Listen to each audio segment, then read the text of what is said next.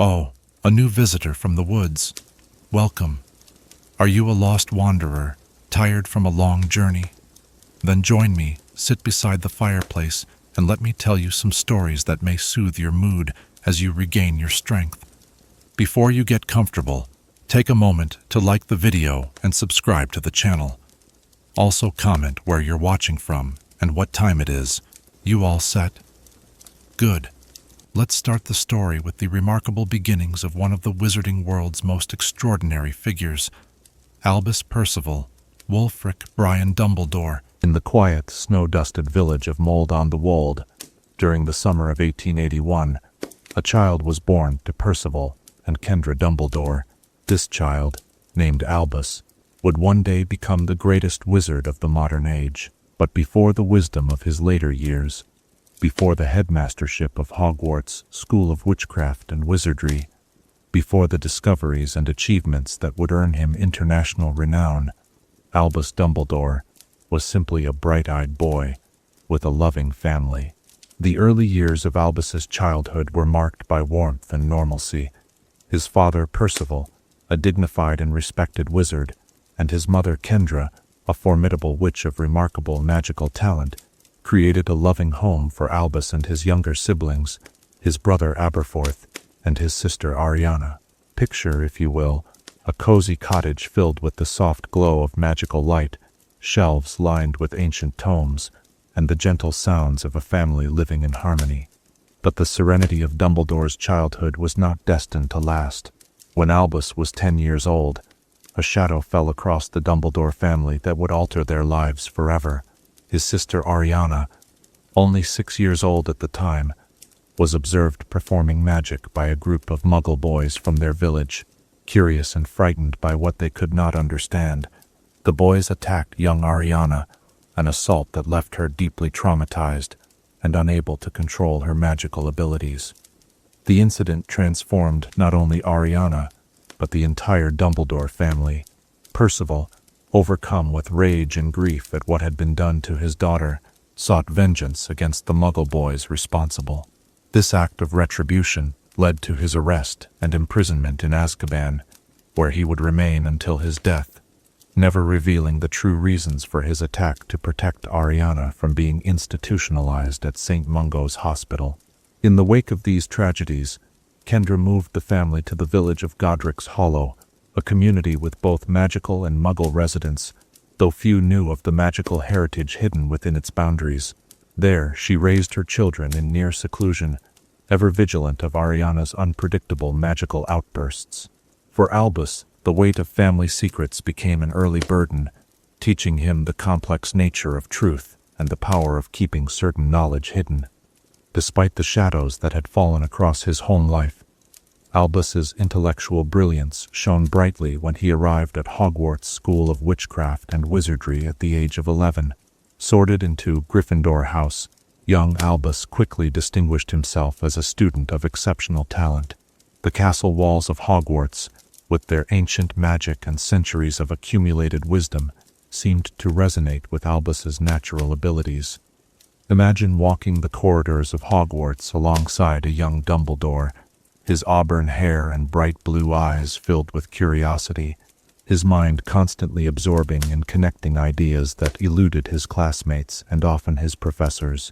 In the classrooms where candles floated beneath enchanted ceilings, Albus demonstrated magical prowess that astonished those around him. Transfiguration, charms, defense against the dark arts. In every subject, his wand work was precise, his understanding profound, his magical intuition seemingly limitless. Yet those who knew him well noticed that Albus rarely spoke of his family or invited friends to his home during holidays. He carried his family's tragedy like an invisible cloak, hidden beneath achievements and accolades. His closest friend during these years was Elphius Doge, a boy who had contracted dragonpox before arriving at school and was thus somewhat of an outsider himself. Together, they shared dreams of traveling the world after graduation, of exploring ancient magical sites and exchanging ideas with wizards from distant lands. Throughout his Hogwarts years, Albus accumulated accolades with seemingly effortless grace. Prefect, head boy, winner of the Barnabas Finkley Prize for Exceptional Spellcasting, British Youth Representative to the Wizengamot, gold medal winner for groundbreaking contribution to the International Alchemical Conference. Each achievement added to his growing reputation as the most brilliant student ever to attend the school. As his time at Hogwarts drew to a close, Albus made plans with Alpheus for their grand tour of the magical world. The future stretched before him like an open book, filled with promise and discovery, but fate would soon write an unexpected chapter in Dumbledore's life. Shortly before Albus and Alpheus were to depart on their journey, tragedy struck again. Kendra Dumbledore died suddenly, killed, though few knew it, by an uncontrolled outburst of Ariana's magic. At 18 years old, Albus found himself the head of a broken family, responsible for his wayward brother Aberforth and his unstable sister.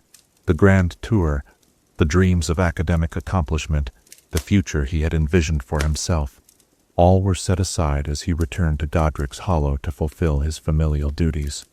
It was during this period of grief and resentment, confined to a life he had not chosen, that Albus Dumbledore encountered a young man who would profoundly influence the course of his life. Gellert Grindelwald. Grindelwald, a brilliant wizard with charismatic charm and dangerous ideas, had come to Godric's Hollow to stay with his great-aunt, Bathilda Bagshot. Like Albus, Gellert possessed extraordinary magical talent. Unlike Albus, who had always tempered his abilities with compassion and moral consideration, Grindelwald's brilliance was unencumbered by such restraints. In Grindelwald, the isolated Albus found an intellectual equal, someone who understood the breadth of his abilities and shared his fascination with magical theory. Together, they began to explore ideas that pushed the boundaries of conventional magical thinking. Most significantly, they became obsessed with the legend of the Deathly Hallows, 3 magical objects said to make their possessor the master of death. Beyond this shared intellectual passion, Albus found himself drawn to Grindelwald in ways he had never experienced before. Their friendship quickly intensified, and for 2 summer months, they were inseparable, spending long days in heated discussion about magic, power, and the future of the wizarding world. Together they formulated plans for a new wizarding order, one in which magical people would emerge from hiding and assume their rightful place as benevolent rulers over muggles. Their slogan, "For the greater good," would later become infamous when adopted by Grindelwald during his reign of terror across Europe. But in those summer days in Godric's Hollow, to the young and brilliant Albus, it seemed a noble and logical solution, a world where wizards could use their powers openly to create a better society for all. Aberforth, more grounded than his brilliant brother and deeply committed to caring for their sister, opposed these grandiose plans. He reminded Albus of their responsibility to Ariana, challenging the practicality of world revolution, while their sister required constant care. These objections culminated in a terrible 3-way duel between Albus, Aberforth, and Grindelwald, during which Ariana was killed by a stray curse. The death of Ariana shattered the Dumbledore family beyond repair. Grindelwald fled, eventually continuing alone on the dark path he and Albus had begun to map together. Aberforth, at their sister's funeral, broke Albus's nose in a fit of grief and rage, blaming him for Ariana's death. And Albus himself was left to grapple with a crushing weight of guilt and remorse that would inform the rest of his long life. In the wake of this devastating loss, Albus began the slow process of reconstruction. He declined offers of prestigious ministry positions, choosing instead to join the staff at Hogwarts as a teacher of Transfiguration. Perhaps he recognized in himself a dangerous attraction to power and sought the humbler path of education as a form of atonement. The brilliant young man who had once dreamed of reshaping the world now dedicated himself to shaping young minds instead. Within the familiar stone walls of Hogwarts, Albus found purpose in guiding new generations of witches and wizards, teaching them not only the principles of Transfiguration, but also the importance of love, tolerance, and moral courage, lessons he had learned at great personal cost. As the years passed, Albus Dumbledore's reputation as an educator grew, as did his contributions to magical scholarship. He published groundbreaking work on dragon's blood, continued his collaboration with Nicholas Flamel on alchemy, and became known for his innovative approaches to magical theory. Yet even as his public accomplishments accumulated, Dumbledore carried the private knowledge of his youthful mistakes and their terrible consequences.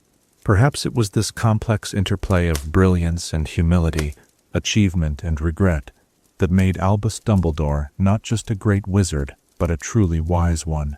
His early experiences, the love and loss of family, the seduction and disillusionment of power, the consequences of pride, and the necessity of compassion, formed the foundations upon which his later wisdom would be built. As the firelight flickers lower and the night grows deeper, we leave young Albus at this turning point in his life, beginning the journey that would eventually lead him to become the venerable headmaster we know from Harry Potter's story. The full measure of Dumbledore's life, his famous defeat of Grindelwald in 1945, his refusal of the position of Minister for Magic, his founding of the Order of the Phoenix, his mentorship of Harry Potter, and his final confrontation with Lord Voldemort. All these chapters would be written in the decades to come. But they all began here, in these formative years, when a brilliant young wizard learned through love and loss that our choices, far more than our abilities, reveal who we truly are. As you drift towards sleep, perhaps you might consider, how do the sorrows and triumphs of our early years shape the people we eventually become, and what wisdom might we, like Dumbledore, distill from both our greatest mistakes and our greatest loves? Abyss. Chapter 2. The Principles of Transfiguration. Magic, at its most fundamental, is the art of change, of transforming what is into what might be, and nowhere is this essence more purely expressed than in the ancient and complex discipline of transfiguration. As the soft golden light of evening settles around us, let us explore the profound magical art that reshapes reality itself, bending matter to the will of the skilled practitioner. Transfiguration stands as perhaps the most scientifically complex branch of magic taught at Hogwarts School of Witchcraft and Wizardry. It is the discipline concerned with changing the form and appearance of an object, or being, a delicate dance of magical energy that requires precision, concentration, and a deep understanding of the fundamental nature of the physical world. The origins of transfiguration as a formal magical discipline can be traced back to ancient times, when early wizards first attempted to change one substance into another. Archaeological evidence from magical communities in ancient Egypt shows hieroglyphics depicting wizards transforming objects, suggesting that even 5,000 years ago, the principles of transfiguration were being explored and codified. However, it was during the medieval period that transfiguration began to develop into the sophisticated system we recognize today. The great Celtic wizard Falco Asselon, who became the first recorded animagus by transforming himself into a falcon, laid important groundwork for understanding the relationship between intent and outcome in transfiguration spells. His contemporary, the sorceress Circe, infamous for transforming sailors into pigs, contributed significant research on cross-species transfiguration. But perhaps the most important early theorist was Emeric Switch, whose foundational text, A Beginner's Guide to Transfiguration, remains in use at Hogwarts to this day. Switch was the first to articulate the 5 principal exceptions to Gamp's law of elemental transfiguration, the fundamental limitations that govern what can and cannot be created through transfiguration magic. Imagine yourself sitting in a transfiguration classroom at Hogwarts, sunlight streaming through tall windows onto rows of wooden desks, each supporting a small object waiting to be transformed. At the front, a professor explains the core principles that underlie all transfiguration work, principles that blend magical theory with elements of what Muggles might recognize as physics, biology, and even philosophy. The first of these principles is visualization. Before a transformation can occur, the caster must hold a complete and detailed mental image of the desired result. Every texture, color, dimension, and property must be clearly envisioned. The more complex the transformation, the more detailed this visualization must be. This is why transfiguration often proves particularly challenging for younger students or those with less disciplined minds, the ability to maintain a perfect mental image while simultaneously performing wand movements and incantations requires significant mental control. The second principle is intrinsic relativity. This complex concept suggests that objects are more easily transfigured into things that share some inherent relation to their original form. Transforming a teapot into a tortoise, for instance, is considered moderately challenging but achievable for an intermediate student because both objects share certain properties, both have a body, a dome-like covering, and can contain things. By contrast, transforming a quill into a burning candle represents a more significant magical leap, as the essential natures of these objects share fewer commonalities. The third principle is conservation of mass. While it may appear that transfiguration can create something from nothing, this is a misconception. The mass of the original object dictates limitations on the size and substance of the transformed result.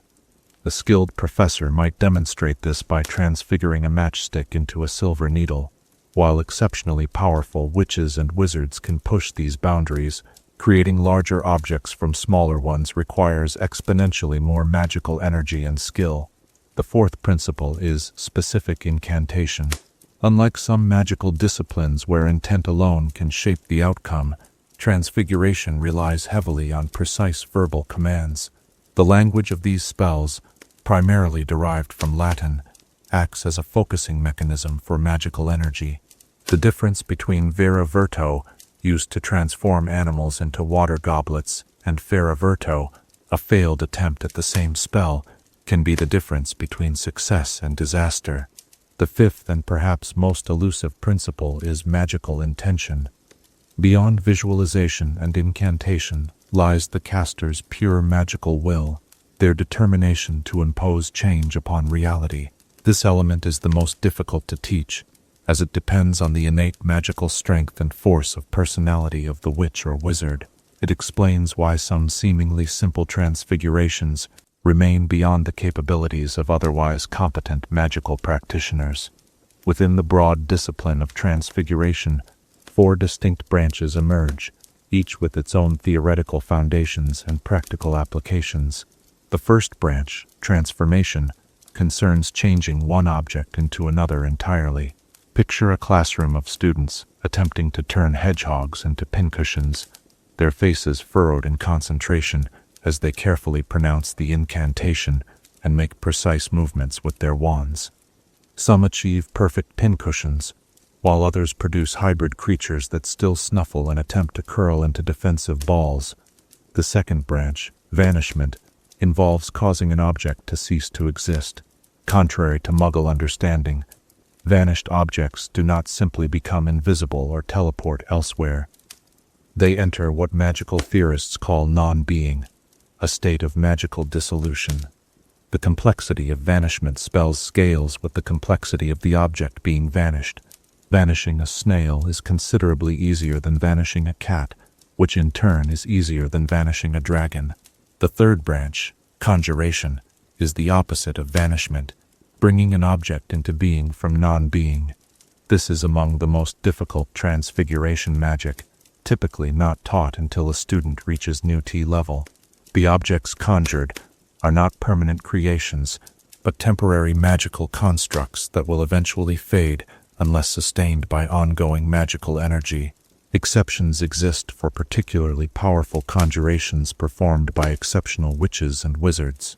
The fourth branch, untransfiguration, is the art of reversing a transfiguration effect, returning a transformed object to its original state. This branch requires a deep understanding of the original transfiguration that was performed and often serves as a remedy for transfiguration accidents or miscastings. Throughout wizarding history, several individuals have demonstrated exceptional mastery of transfiguration, advancing the field through their innovations and discoveries. Minerva McGonagall, renowned transfiguration professor at Hogwarts, achieved the rare distinction of becoming an animagus, able to transform herself into a tabby cat at will. Her precise and methodical approach to teaching reflects the discipline required for successful transfiguration. Albus Dumbledore himself was known for his extraordinary transfiguration abilities, having served as Transfiguration professor before becoming headmaster. His duel with Lord Voldemort in the Ministry of Magic demonstrated advanced transfiguration in combat, as he animated statues and transformed elemental attacks with fluid ease that belied the complexity of the magic involved. Less celebrated, but equally significant, was the work of Thaddeus Thirkell, who accidentally transformed his 7 sons into hedgehogs, leading to important advances in understanding the role of emotional states in transfiguration outcomes. His misfortune and subsequent research established the Thirkell principle, which warns practitioners against attempting complex human transfiguration while experiencing extreme emotional distress. The practical applications of transfiguration extend far beyond the classroom. In magical medicine, healers at St. Mungo's Hospital utilize principles of human transfiguration to reverse miscastings that have left patients with partial animal features or other disfigurements. The Department of Magical Accidents and Catastrophes employs specialists in transfiguration to contain the damage when magical experiments go awry. In architecture and construction, advanced transfiguration enables the creation of buildings with features that would be physically impossible through conventional means. The moving staircases of Hogwarts represent one such application, as do the magically expanded interiors of wizarding tents and certain buildings. For everyday household magic, simpler transfigurations offer countless conveniences, temporarily transforming one's clothing style for an occasion, adapting furniture to accommodate unexpected guests, or even the practical transfiguration of inedible ingredients into palatable ones, though this remains controversial among purist magical chefs. Yet for all its utility and wonder, transfiguration carries significant ethical considerations. The transformation of living beings, particularly humans, is governed by strict regulations established by the Ministry of Magic. The restrictions grow increasingly stringent as the target of transfiguration increases in sentience and complexity. Consider the moral implications of forcibly transforming another person, even temporarily. Draco Malfoy's brief transformation into a ferret by the disguised Barty Crouch Jr. posing as Alastor Moody was not only a violation of school rules, but of broader magical ethical codes. Similarly, the use of transfiguration to disguise oneself as another person for deceptive purposes borders on the illegal, depending on intent. The most stringent regulations surround human-to-animal transfiguration, while becoming an animagus is legal, though strictly controlled through mandatory registration with the ministry. Transforming another human into an animal without their consent is considered an extremely serious magical offense. The psychological trauma that can result from such transformations, even when reversed, is well documented in magical medical literature. At Hogwarts, students begin their journey into transfiguration with simple exercises: matchsticks into needles, beetles into buttons, mice into snuff boxes. These seemingly trivial transformations build the fundamental skills necessary for more complex work.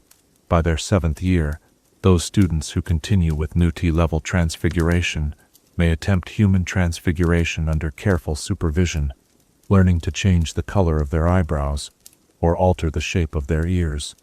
The progression from novice to master in transfiguration represents one of the longest and most challenging educational paths in wizarding education.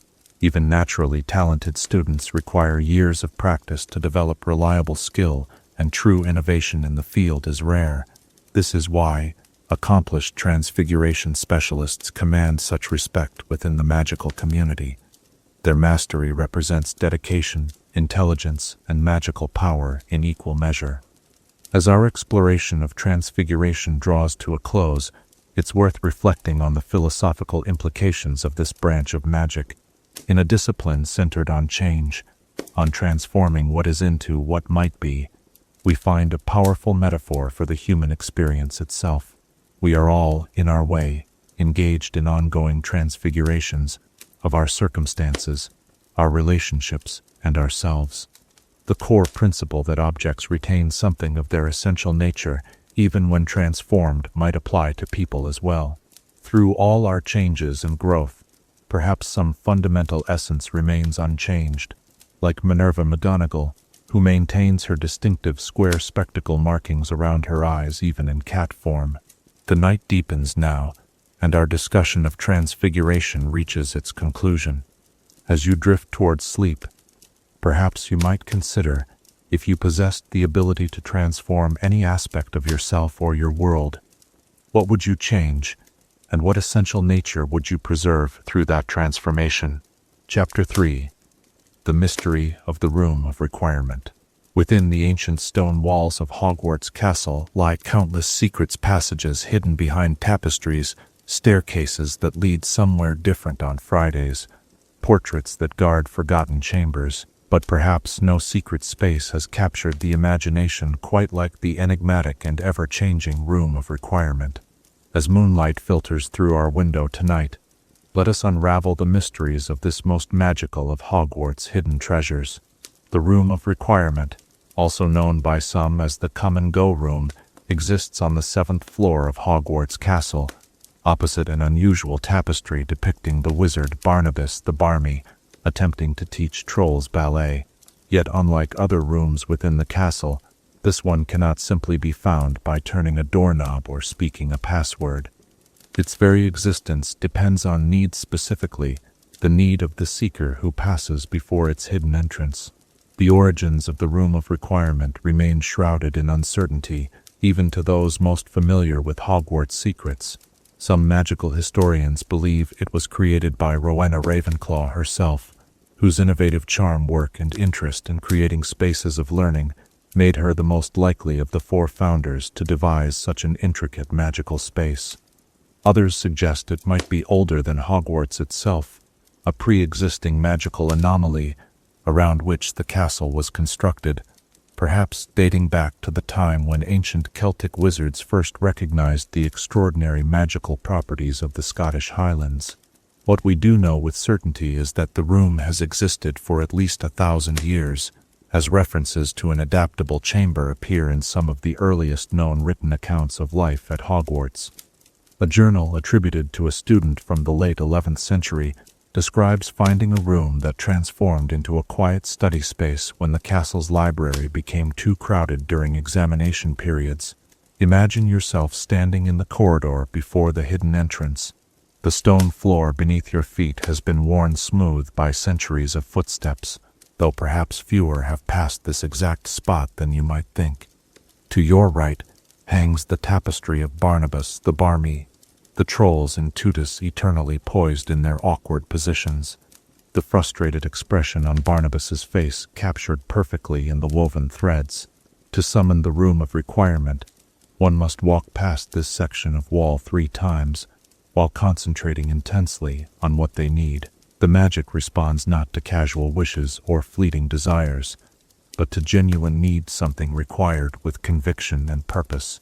As you complete your 3rd pass, a door materializes where blank stone stood moments before, not with a dramatic flourish, but with a subtle shimmer, as though it had always been there, and you had only just noticed it.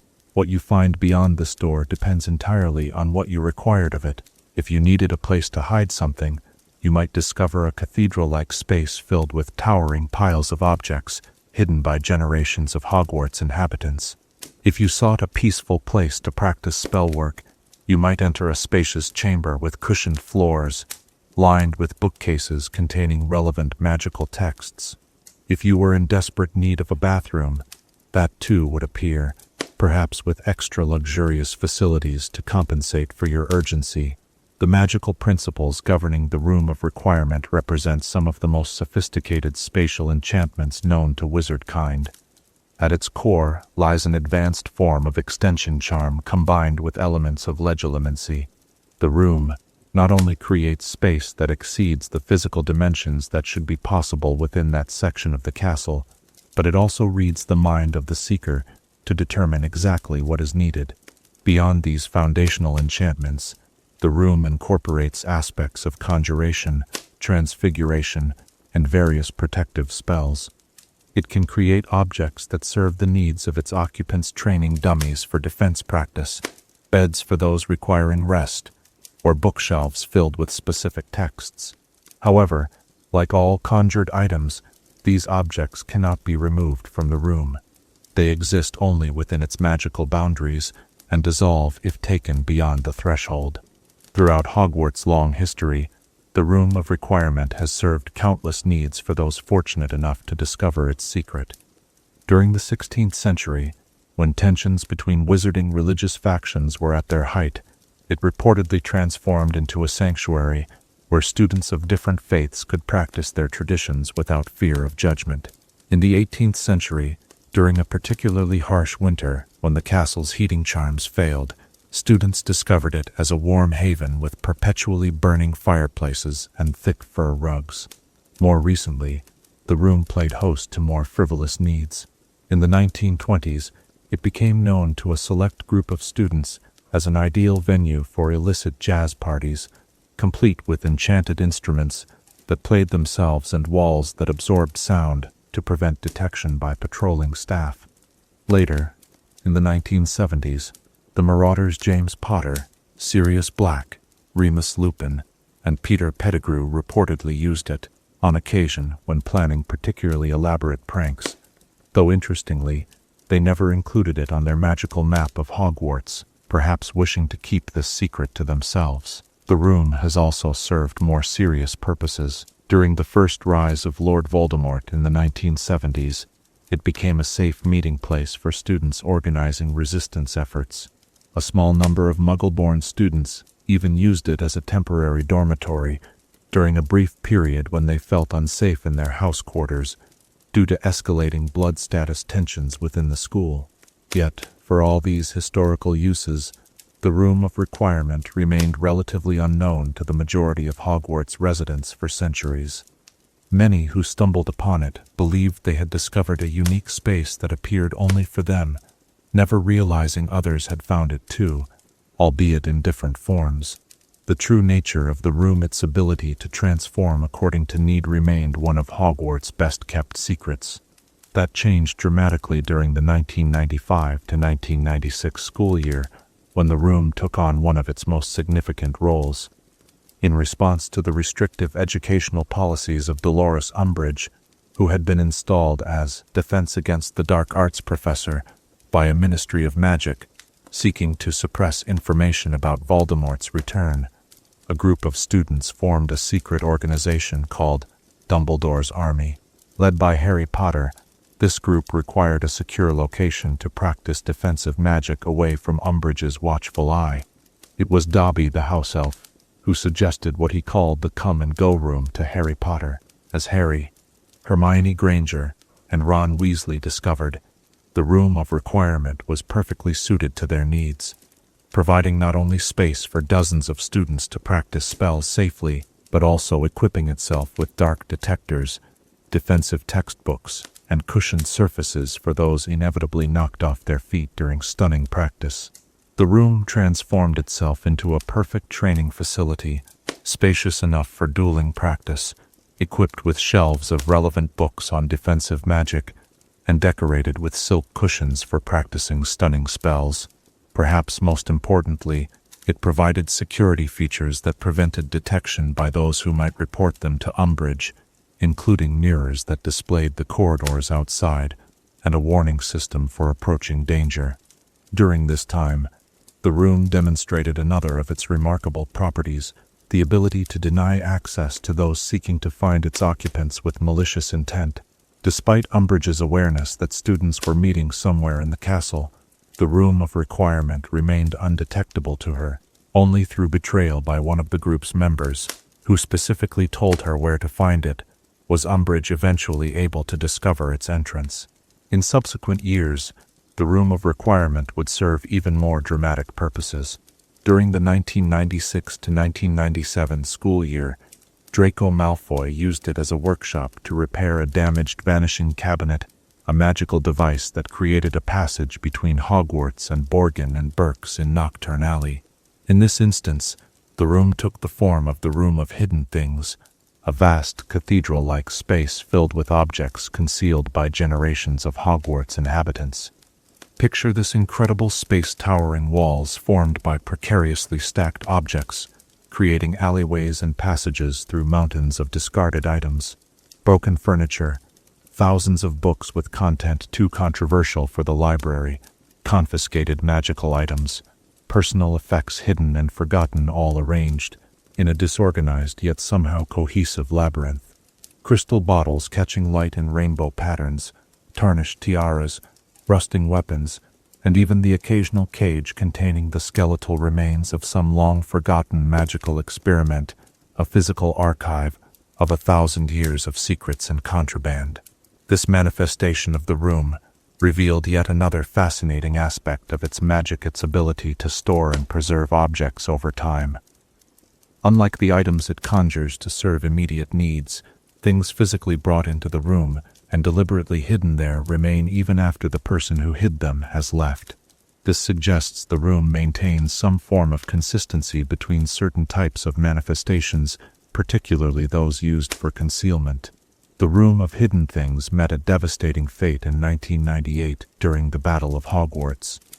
Vincent Crabbe, attempting to capture Harry Potter, unleashed fiend fire, a particularly destructive form of magical flame that consumes everything in its path and is exceedingly difficult to control. The cursed fire raged through the Room of Hidden Things, destroying its contents and severely damaging the magical space itself. In the aftermath of the battle, magical reconstruction efforts at Hogwarts included attempts to restore the Room of Requirement. While initially it seemed the room's magic had been permanently damaged by the fiend fire, reports from students in subsequent years suggested the room gradually began functioning again, albeit with limitations. The vast collection of hidden objects was gone forever, but the room's ability to transform according to need slowly recovered. One of the most fascinating aspects of the Room of Requirement is its apparent sentience. While not conscious in the way humans or even portraits are, the room demonstrates an uncanny ability to interpret and anticipate needs beyond what is explicitly requested. When serving as Dumbledore's army's training room, it provided not only space but specific tools appropriate for defensive training. When used as a hiding place, it not only concealed the seeker, but often provided comforts that hadn't been specifically requested. This raises philosophical questions about the nature of magical spaces.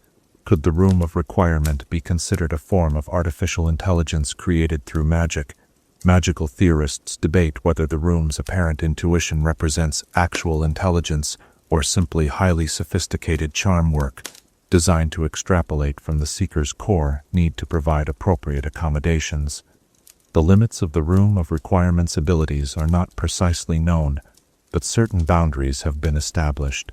It cannot create food, as this violates Gamp's law of elemental transfiguration. It cannot extend beyond the confines of Hogwarts Castle, though it can create the illusion of exterior spaces. It cannot bring people into existence, though it can provide communication tools to contact real people. And importantly, it cannot prevent genuine harm coming to its occupants if dangerous elements are deliberately brought inside, as demonstrated by the fiend fire incident. Among the many rumors and legends surrounding the Room of Requirement, perhaps the most persistent is the tale of forgotten students. According to this story, over the centuries, several students inadvertently created manifestations of the room so perfectly suited to their needs that they remained inside for extended periods, sometimes forgetting to leave for days. In the most extreme version of this legend, a student from the 1800s supposedly requested a perfect study environment for her new examinations and ended up staying for months, sustained by the room's amenities, until she had memorized entire textbooks emerging, only to discover that the examination period had long passed. While most such stories are likely exaggerations, they speak to the room's extraordinary ability to provide for those who truly need something. Perhaps the most beautiful interpretation of the Room of Requirement's magic is that it represents Hogwarts Castle itself, responding to the needs of its inhabitants, the ultimate expression of the founder's desire to create a school that nurtures and protects young witches and wizards. For those with peaceful intentions, the Room of Requirement offers precisely what is needed, when it is needed most. In a sense, it embodies the quintessential magical principle of intention made manifest pure need, transformed into physical reality, through the mysterious forces that permeate the wizarding world. As this tale of Hogwarts' most adaptable chamber draws to a close, the moonlight grows softer, and the night deepens around us. The mystery of the Room of Requirement reminds us that sometimes the spaces we need most are those that transform according to our deepest requirements, places of safety, growth, and discovery that respond to who we truly are. As you drift toward dreams, perhaps you might consider, if the Room of Requirement appeared before you now, responding to your most genuine need, rather than your conscious wishes, what form might it take, and what might this reveal about the desires you carry in your heart? Chapter 4. The Creation of the Marauder's Map. Some secrets are whispered through generations, passed from one set of mischievous hands to another. Some artifacts hold more magic than their simple appearance might suggest. Tonight, as shadows play across ancient stones and corridors lie quiet beneath the watchful moon, let us unfold the remarkable tale of the most extraordinary magical document ever created within Hogwarts walls, the Marauder's Map. This unassuming piece of parchment, when inactive, appears to be nothing more than a worn and blank sheet. Yet with the proper incantation I solemnly swear that I am up to no good. The parchment blooms with ink lines that spread like veins, revealing a perfect, living replica of Hogwarts Castle and its grounds, complete with every corridor, classroom, secret passage, and most remarkably, the real-time location of every person within its boundaries. To understand the creation of this magical marvel, we must first become acquainted with its creator's 4 Gryffindor students who attended Hogwarts during the 1970s, and whose friendship would leave an indelible mark on the school's history. They called themselves the Marauders: James Potter, Sirius Black, Remus Lupin, and Peter Pettigrew. James Potter, with his untidy black hair and mischievous hazel eyes behind round glasses, was a naturally gifted wizard from a wealthy, pure-blood family. Charming, intelligent, and possessed of an unwavering loyalty to his friends, James was also notably arrogant in his youth, a trait that would mellow as he matured. His exceptional talent in Transfiguration and his position as chaser on the Gryffindor Quidditch team made him something of a celebrity within Hogwarts. Sirius Black stood in striking contrast to his family's dark reputation. The handsome heir to the ancient and notorious House of Black had rejected his family's pure-blood supremacist beliefs, finding instead a true family in his friendship with James Potter. Brilliant and daring to the point of recklessness, Sirius possessed both the aristocratic bearing of his ancestry and a rebellious spirit that defined his character. Remus Lupin brought a thoughtful, scholarly presence to the group. With his prematurely lined face and eyes that held a shadow of constant worry, Remus carried a burden the others did not: lycanthropy. Bitten by the werewolf Fenrir Greyback as a child, Remus transformed into a werewolf during each full moon, a condition that would have prevented his attendance at Hogwarts had Headmaster Albus Dumbledore not made special arrangements for his transformations, including the planting of the Whomping Willow to guard a secret passage to the Shrieking Shack. Peter Pettigrew, the 4th member of the group, was perhaps the least naturally talented. Shorter than his friends, with watery eyes and a pointed nose, Peter looked up to James and Sirius with undisguised admiration. Though often overshadowed by his more charismatic friends, Peter's inclusion in their adventures and eventual achievement of the difficult animagus transformation demonstrated that he possessed more magical ability than many gave him credit for. These 4 friends, bound by loyalty, shared adventures, and eventually a remarkable magical achievement, became known as Moony, Remus, Wormtail, Peter, Padfoot, Sirius, and Prongs, James' nicknames derived from their animagus forms, or in Remus's case, his lycanthropic condition. The genesis of the Marauder's map can be traced to the friends' second year at Hogwarts, when they discovered Remus Lupin's secret. Despite Remus's careful efforts to hide his condition, his monthly disappearances coinciding with the full moon eventually aroused his friends' curiosity. Rather than rejecting him upon learning he was a werewolf, James, Sirius, and Peter demonstrated extraordinary loyalty by devising a plan to accompany him during his transformations. Since werewolves are dangerous only to humans, not to animals, the three friends embarked on the incredibly challenging and illegal process of becoming animagi wizards, who can transform into animals at will. This remarkable feat, rarely accomplished by adult wizards, and unheard of among underage students, took them 3 years of secret study and practice. By their 5th year, they had succeeded. James could transform into a stag, hence prongs, Sirius into a large black dog, Yoed Padfoot, and Peter into a rat, Yoed Wormtail. During their nocturnal adventures accompanying Remus in his werewolf form, the 4 friends explored extensively beyond the usual boundaries permitted to students. They discovered secret passages, hidden rooms, and concealed entrances both within the castle and leading beyond the school grounds. Their knowledge of Hogwarts soon surpassed that of perhaps anyone except the house elves who had served the castle for generations. It was during their 6th year that the idea for the Marauder's map was born. Imagine them sitting in the Gryffindor common room late one night, the fire burning low in the grate, casting long shadows across their young faces as they discussed their accumulated knowledge of the castle's secrets.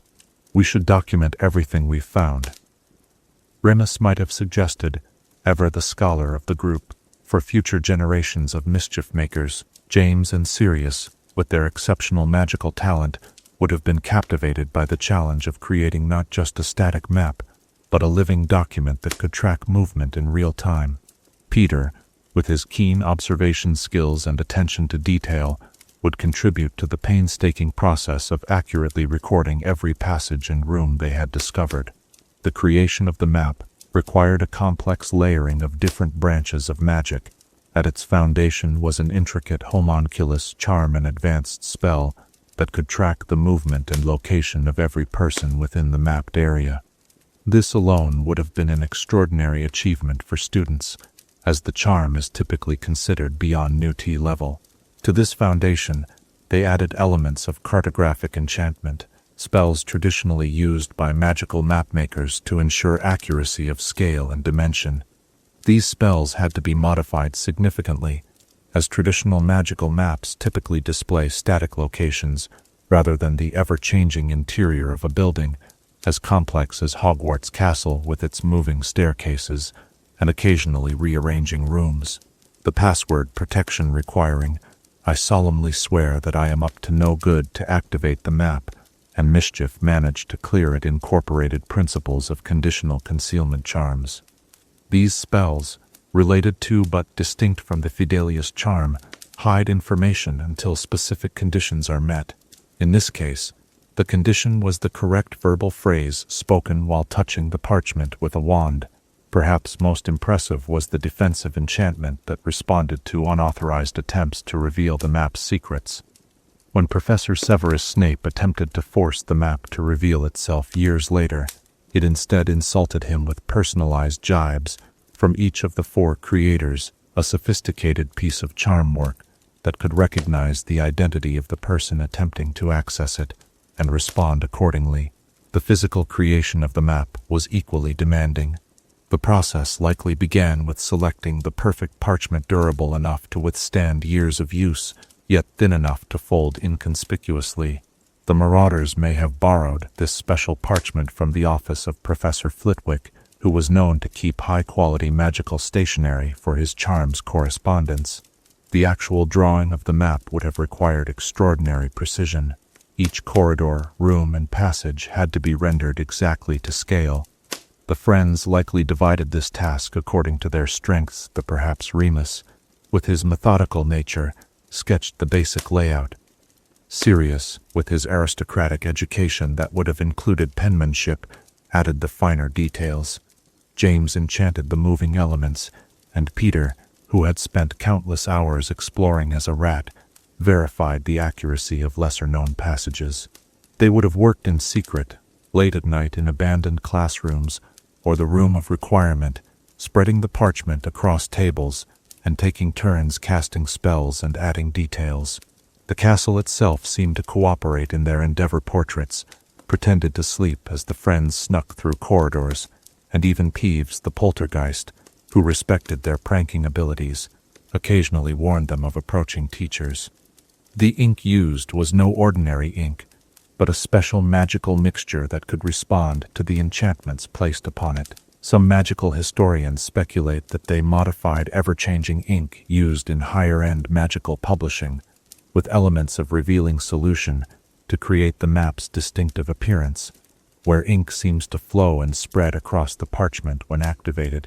Over months of dedicated work, the map took shape, first showing just the main floors of the castle, then expanding to include towers and dungeons, and finally incorporating the grounds and secret passages leading to Hogsmeade Village. The Marauders tested it repeatedly, using it to execute increasingly elaborate pranks while evading detection by staff members.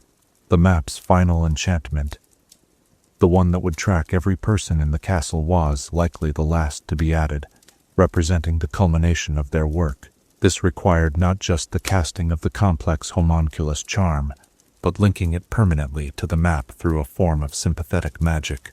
Legend suggests that this final enchantment was performed during a rare astronomical alignment, perhaps during the spring equinox of their 6th year, when magical energies within the castle were at their peak. The completed Marauder's map was a triumph of magical ingenuity, representing hundreds of hours of exploration, research, spellwork, and collaboration.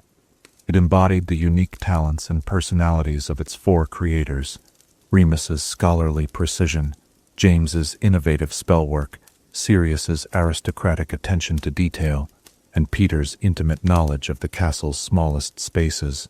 For approximately a year and a half, the Marauders used their creation to facilitate their adventures, pulling off legendary pranks while rarely facing consequences. The map allowed them to avoid teachers, caretakers, and prefects with remarkable efficiency. It guided their full moon excursions with Remus in his werewolf form, ensuring they avoided accidentally encountering other students during these dangerous outings. However, the map's first period of use came to an end during the Marauders' 7th and final year at Hogwarts. Accounts differ as to exactly how, but the map was confiscated by Hogwarts caretaker Argus Filch, who added it to his collection of dangerous magical objects in his office filing cabinet, under the label of confiscated and highly dangerous. Filch, a squib, unable to perform magic himself, never discovered the true nature of what appeared to him to be merely a blank piece of old parchment. For years, the Marauder's map lay forgotten in Filch's filing cabinet, its secrets dormant, its creators gone from Hogwarts, James and Lily Potter in hiding, and then tragically murdered, Sirius imprisoned in Azkaban for crimes he didn't commit, Remus living a lonely existence on the margins of wizarding society, and Peter presumed dead after faking his own murder and living as a rat. The map might have remained there indefinitely had it not been for Fred and George Weasley, twin troublemakers who would one day rival the Marauders themselves. During their first year at Hogwarts, while serving detention with Filch, they created a diversion and managed to open the filing cabinet labeled confiscated and highly dangerous, a label that naturally attracted rather than deterred them.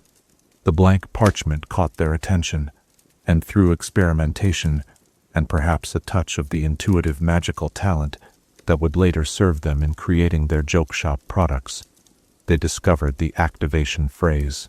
The Marauder's map revealed itself to a new generation of pranksters who used it with the same mischievous spirit as its creators. Years later, in an act of generosity that reflected their understanding of true need, Fred and George passed the map to Harry Potter, James Potter's son, when he was unable to visit Hogsmeade without permission. This poetic transfer returned the map to its creator's lineage and played a crucial role in many of Harry's adventures at Hogwarts, including his discovery of Peter Pettigrew's survival and presence at the school disguised as Ron Weasley's rat, Scabbers. Perhaps most moving was the moment when Remus Lupin, returning to Hogwarts as a professor, once again held the creation of his youth. Upon confiscating it from Harry after Snape reported him, Lupin instantly recognized the parchment a bittersweet reunion with an artifact from happier days, before tragedy tore apart the Brotherhood of the Marauders. The Marauders map represents more than just a magical achievement. It embodies the spirit of friendship that created it. 4 young wizards, each bringing their unique talents and perspectives, collaborated to create something none could have managed alone. The map's magic endured long after 3 of its creators had passed away, continuing to guide new generations through Hogwarts secrets. In its essence, the Marauder's map serves as a metaphor for knowledge itself, revealing hidden pathways, tracking the movement of others, and opening only to those who approach with the right intentions. Its creators understood something profound about the nature of Hogwarts, that the castle was not merely a school, but a living repository of secrets, constantly changing yet eternally the same in its magical essence. As our exploration of the Marauder's map draws to a close, the ink lines seem to fade on our imaginary parchment, corridors and footprints disappearing with a whispered mischief managed. Yet the legacy of this remarkable magical artifact continues, reminding us of the extraordinary magic that can emerge when friendship, creativity, and daring combine. As you drift toward dreams, perhaps you might consider what secret map would reveal the hidden passages of your own life's journey, and what mischief might you manage if you could see the footprints of those moving through your world. Chapter 5. The Founding of Hogwarts School. In an age long before the Statute of Secrecy, when magic still danced openly under stars unblemished by modern lights, 4 extraordinary witches and wizards came together with a shared vision that would forever transform the wizarding world. Tonight, as the embers glow and ancient histories unfold in whispered words, let us journey back over 1,000 years to witness the founding of Hogwarts School of Witchcraft and Wizardry. The 10th century was a turbulent time for those with magical abilities. The early medieval period saw growing suspicion and fear of magic among Muggle populations across Britain and Europe. While full-scale witch hunts were still centuries away, those with magical talents increasingly faced prejudice, suspicion, and isolation. Young witches and wizards, coming into their powers with little guidance, often faced dangerous situations when their abilities manifested unexpectedly. Magical education at the time was inconsistent at best. Fortunate children were apprenticed to established witches and wizards, typically relatives, who passed down their knowledge in the secretive tradition of master to student. Others with magical abilities received no formal training at all, learning to control their powers through trial and error, often with devastating consequences.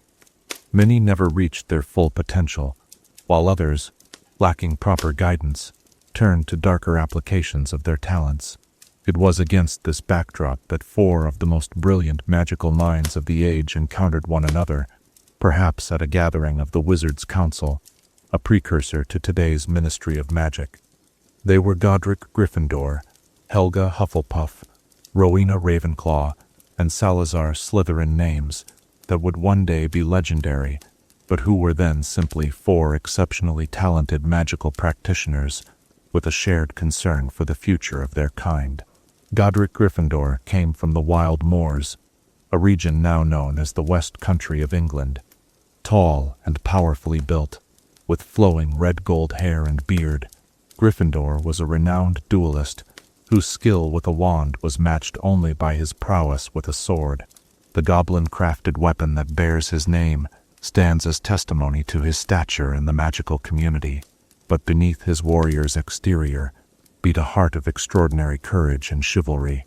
Stories tell of Gryffindor defending Muggle villages from magical threats, risking exposure to protect the innocent, regardless of their magical status.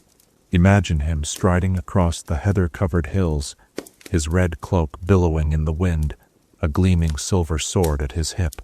Children, both magical and non-magical, would run to greet him as he entered villages, drawn to his booming laugh and generous spirit. Yet this same jovial figure was known to transform instantly into a fearsome protector when danger threatened those under his care. Rowena Ravenclaw hailed from the misty glens of Scotland, a witch of such stunning intellectual gifts that contemporaries claimed she had a mind sharper than the eagle's talon. Tall and graceful, with dark hair and striking features, Ravenclaw was known for innovations in spellcraft that were centuries ahead of her time. The lost diadem that later bore her name was said to enhance the wisdom of the wearer, though Ravenclaw hardly needed such enhancement. Picture her in a tower room, surrounded by scrolls and ancient texts, some levitating gently as she studied multiple subjects simultaneously. Her quarters were filled with intricate magical devices of her own invention, early versions of astronomical models that tracked the movements of stars, self-writing quills that recorded her observations, and enchanted windows that could show distant locations. Ravenclaw's contributions to magical theory remain fundamental to spellwork taught today. Helga Hufflepuff came from the broad valleys of Wales, bringing with her unparalleled talent in food-related charms, healing magic, and an extraordinary capacity for empathy that made her beloved by magical folk across Britain. Plump and warm-hearted, with rosy cheeks and golden red hair, Hufflepuff was often underestimated by those who failed to recognize that her emotional intelligence and inclusive philosophy represented a different but equally powerful form of wisdom. Envision her tending enchanted gardens where rare magical herbs grew in harmonious proximity that herbologists today would declare impossible. Her kitchen was a place of both nurturing and magical innovation, where she developed preservation charms that are still used in wizarding households. Hufflepuff's home was always open to those in need, a sanctuary where magical children who had been rejected by their families found acceptance and guidance. Salazar Slytherin emerged from the fenlands of eastern England, a mysterious and ambitious figure with powers that set him apart even in this extraordinary company. A skilled legilimens and parselmoth, able to speak to serpents, Slytherin was tall and thin with a long silver beard and penetrating stare. His ability to persuade and influence was legendary, as was his exceptional talent for creating magical objects of subtle but powerful enchantment. Imagine him walking through the mists of the marshlands at dawn, conversing softly with serpents that coiled around his arms, collecting rare ingredients for potions of remarkable potency. His private chambers were said to be lined with preserved specimens and ancient texts in languages few could read. Slytherin's caution regarding the wizarding world's relationship with Muggles stemmed from witnessing persecution firsthand, giving him a perspective that, while later distorted by prejudice, originally came from a place of genuine concern for magical safety. These four extraordinary individuals, each accomplished in their own right, recognized a shared vision, a place where young witches and wizards could learn in safety, developing their magical abilities under proper guidance. The creation of such a school would not only provide standardized magical education, but also build a community where magical knowledge could be preserved and expanded across generations. Imagine them gathered around a rough wooden table in some secluded location, perhaps Ravenclaw's tower or Hufflepuff's warm kitchen. Four brilliant minds debating late into the night, maps spread before them, enchanted quills hovering, ready to record decisions. The ambient magic of their combined presence causing candle flames to burn in different colors as their excitement grew. We need a location remote enough for safety, yet accessible to students from across the Isles, Ravenclaw might have said, her quick mind already calculating distances and natural magical convergences. It must have diverse, magical environments nearby. Hufflepuff would have added, forests for magical creatures and plants, water bodies, varied terrain for different types of magical practice. Defensible, Gryffindor would have insisted, always the protector, with multiple layers of security to keep our students safe. And hidden from suspicious Muggle eyes, Slytherin would have reminded them, with enchantments powerful enough to last centuries. Their search led them to the Scottish Highlands, to a magnificent location beside a deep lake, surrounded by mountains and forests rich with magical flora and fauna. Here, natural magical energy flowed strongly through the landscape, creating an ideal environment for magical education and practice. The remoteness offered protection, while the varied terrain provided perfect conditions for teaching everything from herbology to care of magical creatures. The exact date when construction began on Hogwarts Castle is lost to history, but magical historians place it sometime around 990 AD. The raising of Hogwarts was not merely a construction project, but one of the most ambitious magical undertakings of the medieval period. Rather than simply building a structure through conventional means, the founders infused every element of the castle with their combined magical intention. Gryffindor and Slytherin led the defensive enchantments, creating layers of protection that included everything from basic Muggle-repelling charms to sophisticated magical barriers against dark forces. The very stones of the castle were infused with spells of resilience and strength, allowing the structure to partially repair itself when damaged. Ravenclaw designed the ever-changing floor plan, including the moving staircases and rooms that appear on certain days or under specific conditions. Her brilliant spatial charms created the seemingly impossible interior dimensions where spaces are larger inside than their exterior would suggest. The enchanted ceiling of the Great Hall, reflecting the sky outside, was her particular masterpiece, a complex charm requiring astronomical calculations of extraordinary precision. Hufflepuff ensured that the castle would be a true home for its inhabitants. Her magic imbued the stones with warmth that defied the harsh Scottish winters. She created the kitchens and arranged for the house elves, who would serve the school, treating them with such kindness and respect that service at Hogwarts became a coveted position among elf families. The common rooms, designed to comfort students from diverse backgrounds, reflected her understanding that learning flourishes best in environments where students feel secure. Slytherin contributed his expertise in magical water systems, creating the elaborate plumbing and drainage that was centuries ahead of its time. The dungeon areas, sometimes misunderstood as simply reflecting his supposedly darker nature, were in fact sophisticated magical environments designed for the brewing of sensitive potions and the practice of specific types of magic that required stable, cool conditions away from sunlight. Together, the founders created a castle unlike any other, a living, semi-sentient magical entity that would adapt and grow with the needs of its inhabitants. Hogwarts was not merely built, it was grown through magic, with each tower and corridor, each classroom and hidden passage containing the combined magical signature of its four creators. As the physical structure neared completion, the founders turned to the organizational aspects of their school. Each had distinct ideas about the qualities they valued most in students, leading to the creation of the four houses that would become a defining feature of Hogwarts education. Gryffindor sought students who demonstrated exceptional courage, determination, and strength of heart.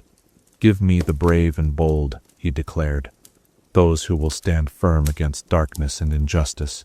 His house colors of scarlet and gold, and the lion emblem, reflected his valiant nature.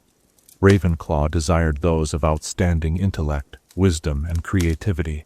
"Intelligence and learning shall be honored above all in my house," she stated, choosing blue and bronze as her colors and the eagle as her symbol, representing the soaring heights of human thought. Hufflepuff welcomed those with dedication, patience, loyalty, and a strong sense of justice. Unlike the others, she famously declared, "I'll take the lot and treat them all the same," establishing a tradition of inclusivity that valued hard work and kindness above all. Her house adopted yellow and black with the badger as its emblem, reflecting her connection to the earth and steadfast nature. Slytherin prized ambition, cunning, resourcefulness, and strong leadership qualities. "Those of great ambition and ancestral power will find their home in my house," he asserted, choosing green and silver as his colors with the serpent as his symbol, honoring his rare gift of Parseltongue. To facilitate this sorting process, the founders created one of their most famous magical collaborations, the Sorting Hat. This seemingly ordinary pointed wizard's hat was transformed through complex enchantments contributed by all 4 founders, who imbued it with aspects of their own intelligence and values. The hat's ability to read the minds and character of students and place them in the most suitable house has remained remarkably consistent over the centuries, a testament to the extraordinary magic of its creation. With the physical structure complete and the organizational system established, Hogwarts opened its doors to its first students, a small group. Compared to modern enrollment, perhaps only 40 or 50 young witches and wizards from across Britain and Ireland. The first Hogwarts students would have been a diverse group in age, as formal magical education had not previously been standardized. Some might have been as young as 7 or 8, while others were teenagers who had already received some informal training. Imagine that first evening, as students arrived by various magical means at the newly completed castle. Their faces would have reflected wonder and uncertainty as they approached the massive oak doors, the first generation to experience what would become a centuries-old tradition. Inside, the great hall blazed with the light of thousands of floating candles, the enchanted ceiling revealing a clear night sky scattered with stars, as the founders themselves welcomed each child personally. In those early years, the founders taught all subjects themselves, each focusing on their areas of particular expertise. Gryffindor taught defensive magic, a precursor to modern defense against the dark arts and Transfiguration. Ravenclaw instructed students in charms, astronomy, and arithmancy. Hufflepuff taught herbology, magical cooking, and early forms of healing magic. Slytherin specialized in potions, mind magic, including occlumency and legilimency, and what would now be called the dark arts, though at the time this was considered essential knowledge for defense and was taught with appropriate ethical constraints. As the school grew, additional instructors joined the staff, often former students who had demonstrated exceptional aptitude in particular subjects. The house system fostered a sense of belonging while creating healthy competition through the introduction of the House Cup, awarded annually to the house that earned the most points through academic achievement and other contributions to school life. For several decades, Hogwarts flourished under the combined leadership of its founders. The school quickly established a reputation for producing exceptionally well-trained witches and wizards. Graduates became influential in magical communities across Europe, spreading the founders' educational philosophies and raising the standard of magical practice wherever they settled. However, as the years passed, tensions began to emerge among the founders, primarily centered on the question of student admission. The early medieval period saw increasing hostility toward those with magical abilities, and this external pressure influenced perspectives within the school. Salazar Slytherin, who had witnessed persecution of magical individuals by Muggles, grew increasingly concerned about the security risks posed by admitting students from non-magical families. His position was that magical education should be restricted to those from established wizarding families who understood the traditions and secrecy necessary for their community's survival. The other founders, particularly Godric Gryffindor, strongly opposed this view. Gryffindor argued that magical ability, not ancestry, should determine a student's acceptance, and that Muggle-born witches and wizards deserved the same educational opportunities. This fundamental disagreement grew increasingly heated, straining the once strong friendship between Gryffindor and Slytherin. Various historical accounts describe the final breaking point differently. Some suggest a dramatic duel between Gryffindor and Slytherin, while others indicate a more gradual dissolution of their partnership. What is clear is that, after approximately 50 years of collaboration, Salazar Slytherin left Hogwarts, never to return during his lifetime. Before his departure, according to legend, Slytherin created a hidden chamber deep within the castle, the infamous Chamber of Secrets, containing a monster that only his true heir could control, intended to one day purge the school of those he considered unworthy. While this chamber remained undiscovered for centuries, its eventual opening confirmed that the legend had basis in fact, though perhaps distorted through generations of retelling. After Slytherin's departure, the remaining 3 founders continued their work, adjusting to the absence of their former colleague. they maintained the house that bore his name, honoring his contributions to the school while quietly working to moderate the more extreme elements of his educational philosophy.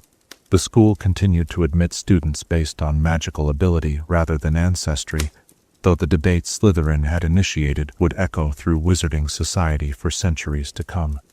One by one, as age claimed them, the other founders passed from the world, each leaving their indelible mark on the institution they had created. Hogwarts outlived its creators, becoming self-sustaining through the structures and traditions they had established. The position of headmaster or headmistress was created to continue leadership of the school, typically filled by exceptional educators who embodied the combined values of the founders. Over the centuries that followed, Hogwarts evolved while maintaining its essential character. New subjects were added to the curriculum as magical knowledge expanded. The castle itself grew, with new towers and wings appearing to accommodate changing needs. Through wars, political upheavals, and cultural shifts in the wizarding world, Hogwarts remained a constant sanctuary of learning and a repository of magical knowledge. The legacy of the founders extended far beyond the educational system they pioneered. Their collaboration demonstrated that different philosophical approaches to magic could coexist and even complement each other.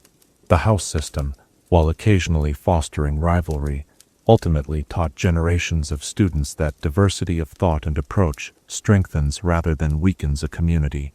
Perhaps most significantly, Hogwarts established the principle that magical education should be accessible and standardized, an idea that would eventually spread worldwide.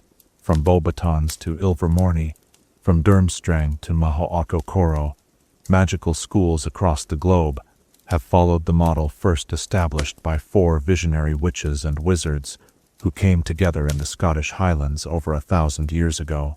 As we conclude our journey through the founding of Hogwarts, the ancient stones of the castle seem to whisper with the echoes of those first days: Gryffindor's booming laugh, Ravenclaw's thoughtful instructions, Hufflepuff's gentle encouragement, and Slytherin's ambitious dreams. The school they created has shaped countless lives, standing as a testament to what can be achieved when great minds unite around a shared vision. The night grows deep now, and our tale of beginnings draws to a close. As you drift toward dreams, perhaps consider this: if the Sorting Hat were placed upon your head today, which founder's values would it recognize in you, and what legacy might you leave for the generations that follow? Chapter 6. The Black Family Tree and Traditions. Among the ancient corridors of wizarding history, certain names echo with particular resonance: bloodlines that have shaped the magical world through their power, influence, and unwavering adherence to tradition. As twilight deepens and shadows gather in corners like whispered secrets, let us trace the intricate branches of one of the most notorious and fascinating magical genealogies, the noble and most ancient House of Black. Toujours pur, always pure. This French motto has guided the Black family for centuries, encapsulating their unwavering commitment to blood purity and magical heritage. Emblazoned beneath the family crest of stars and daggers, these words represented not merely a philosophy, but the very foundation upon which generations of Blacks built their identity and legacy.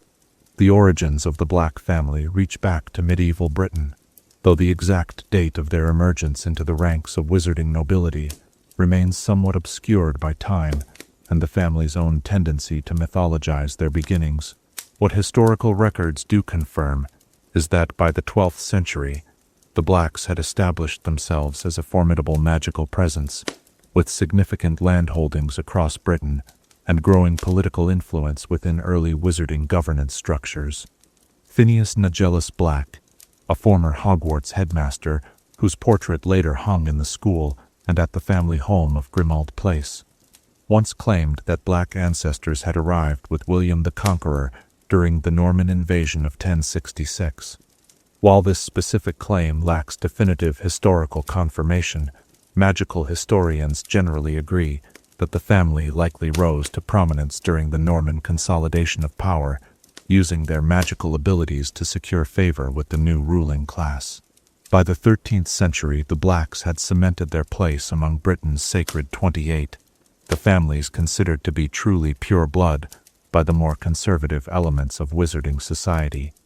Their vast wealth came from diverse sources: ancestral lands, strategic marriages, magical innovations, particularly in the realm of defensive enchantments, and occasionally, if family whispers are to be believed, activities that straddled the boundaries of what the Ministry of Magic would consider legal. Picture, if you will, the ancestral home of the Black family during the height of their influence in the 17th century. A grand manor house surrounded by gardens where magical plants grew in careful arrangements, their properties enhanced by generations of family breeding and experimental charm work. Inside, halls lined with portraits of stern-faced ancestors whose painted eyes followed visitors with suspicious scrutiny. Libraries filled with grimoires and spell books, some written in the family's own cipher, containing magic rarely taught at Hogwarts or other magical institutions. The family seat eventually shifted to London as the city became the center of magical governance in Britain. Number 12, Grimmauld Place. The infamous townhouse that would later serve as headquarters for the Order of the Phoenix was constructed in the late 18th century. Hidden from Muggle eyes through complex enchantments, the house represented the Black family's adaptation to urbanization, while maintaining their commitment to secrecy and separation from non-magical society. Within the walls of Grimmauld Place, the Black family enshrined their history and values in physical form. The centerpiece of this shrine to heritage was undoubtedly the family tapestry, an enormous, intricate, magical artifact that recorded every member of the Black family across centuries. Spanning an entire wall of the drawing room, this tapestry depicted the family tree in golden thread embroidered upon black cloth, magically updating with each birth, marriage, and death. The tapestry revealed not only who was accepted into the family, but perhaps more tellingly, who was cast out. Those who failed to uphold family values or married against the family's wishes were literally blasted off the tapestry, their names and faces replaced by small burn marks, a permanent reminder of the family's unyielding standards. This practice of disowning family members who failed to conform illustrated the paradox at the heart of the Black family philosophy. Their obsession with blood purity often led them to sever ties with their own blood relatives, creating a concept of family that valued ideology over actual kinship. The irony was not lost on more reflective members of the family, though few dared voice such observations openly. The Blacks maintained numerous traditions designed to reinforce family identity and ensure the continuation of their magical legacy. Naming conventions were perhaps the most immediately noticeable of these traditions. For centuries, Black family members were typically named after stars, constellations, and other celestial bodies, a practice reflecting the family's view of themselves as being as permanent and elevated as the heavens themselves. Thus, the family tree bloomed with names like Sirius, Regulus, Arcturus, Orion, Cassiopeia, Andromeda, and Bellatrix. This celestial naming tradition served multiple purposes. It distinguished Black family members in wizarding society, created an immediate sense of belonging for children born into the family, and subtly reinforced the idea that the Blacks existed on a higher plane than ordinary witches and wizards. Education within the Black family began long before children received their Hogwarts letters. From their earliest years, young Blacks were immersed in family history and taught to take pride in their heritage. Family grimoires containing specialized magic were introduced gradually, with children learning simple family spells under careful supervision, often from grandparents who took an active role in the raising of the next generation. Particular emphasis was placed on proper magical etiquette, ancestral languages, Latin and French being considered essential, and the complex web of relationships connecting the pure-blood families of Britain. Young Blacks learned to recite their genealogy back at least 5 generations, and were expected to recognize the crests and mottos of allied families on sight skills that would serve them well in navigating the politically charged environment of pure-blood society. The transition to formal education at Hogwarts marked a significant milestone for Black children who arrived at the school bearing the weight of family expectations. For most of the family's history, sorting into Slytherin House was not merely expected but required. Being placed elsewhere could trigger concerned letters from parents or even family inquiries about possible irregularities in the child's parentage. Sirius Black's sorting into Gryffindor in the 1970s represented a shocking break with centuries of tradition, and was one of the first signs of his eventual split from the family. Upon reaching magical majority at 17, young Blacks participated in a family ceremony, marking their transition to adulthood. While the specific details of this ritual remained private family knowledge, it reportedly involved the new adult casting their first untraced spell. Now that the trace had lifted using a family wand temporarily granted for the occasion, this ceremonial wand, passed down through generations, contained a core material kept secret from those outside the family, rumored to be heartstring from a particularly ancient and powerful dragon with whom an ancestor had formed an unlikely bond. Marriage within the Black family was less a matter of romantic attachment than strategic alliance.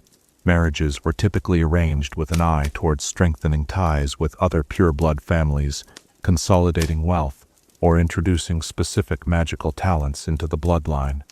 The relatively small number of pureblood families in Britain meant that cousins often married cousins, a practice that, while maintaining blood purity, unfortunately contributed to certain magical and psychological instabilities that became increasingly evident in later generations. Wedding ceremonies for Black family members were elaborate affairs, combining ancient magical traditions with displays of wealth and influence.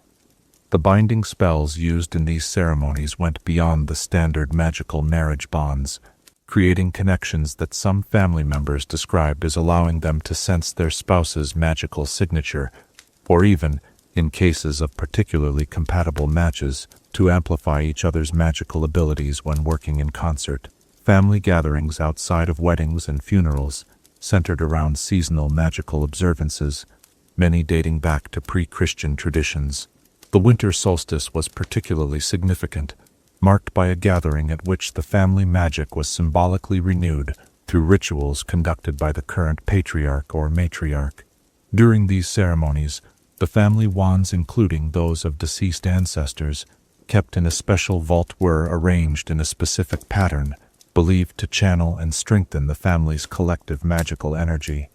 The Black family library represented one of the most comprehensive private collections of magical knowledge in Britain, with volumes dating back to the early days of written spellcraft. Access to different sections of this library was granted gradually as family members aged and proved themselves worthy of more advanced knowledge. Certain volumes were enchanted to reveal their contents only to those with Black blood, while others required specific unlocking spells known only to the family.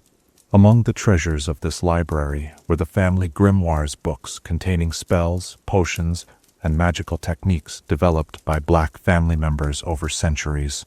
Each grimoire focused on a specific branch of magic in which a particular ancestor had excelled, creating a diverse magical legacy. Ophiuchus Black's innovations in protective enchantments, Cassiopeia Black's work on memory-enhancing potions, or Arcturus Black's developments in weather-influencing charms. Perhaps most controversial among the family's magical practices was their approach to the dark arts. Unlike many wizarding families who avoided such magic entirely, the Blacks maintained that all magic was part of their heritage and birthright. Young family members were educated about dark magic in carefully controlled settings, with an emphasis on understanding rather than practice, at least initially. This philosophy stemmed from the belief that true magical mastery required comprehensive knowledge, and that ignorance of any branch of magic represented weakness. The family's relationship with dark magical artifacts was similarly pragmatic. The Blacks collected such objects, not primarily for use, but for study and preservation of magical knowledge.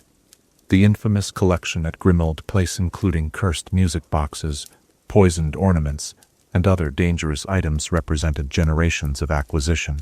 While some family members certainly employed these objects with malicious intent, Others maintained them as part of a scholarly tradition, studying the magical principles involved while keeping dangerous artifacts safely contained.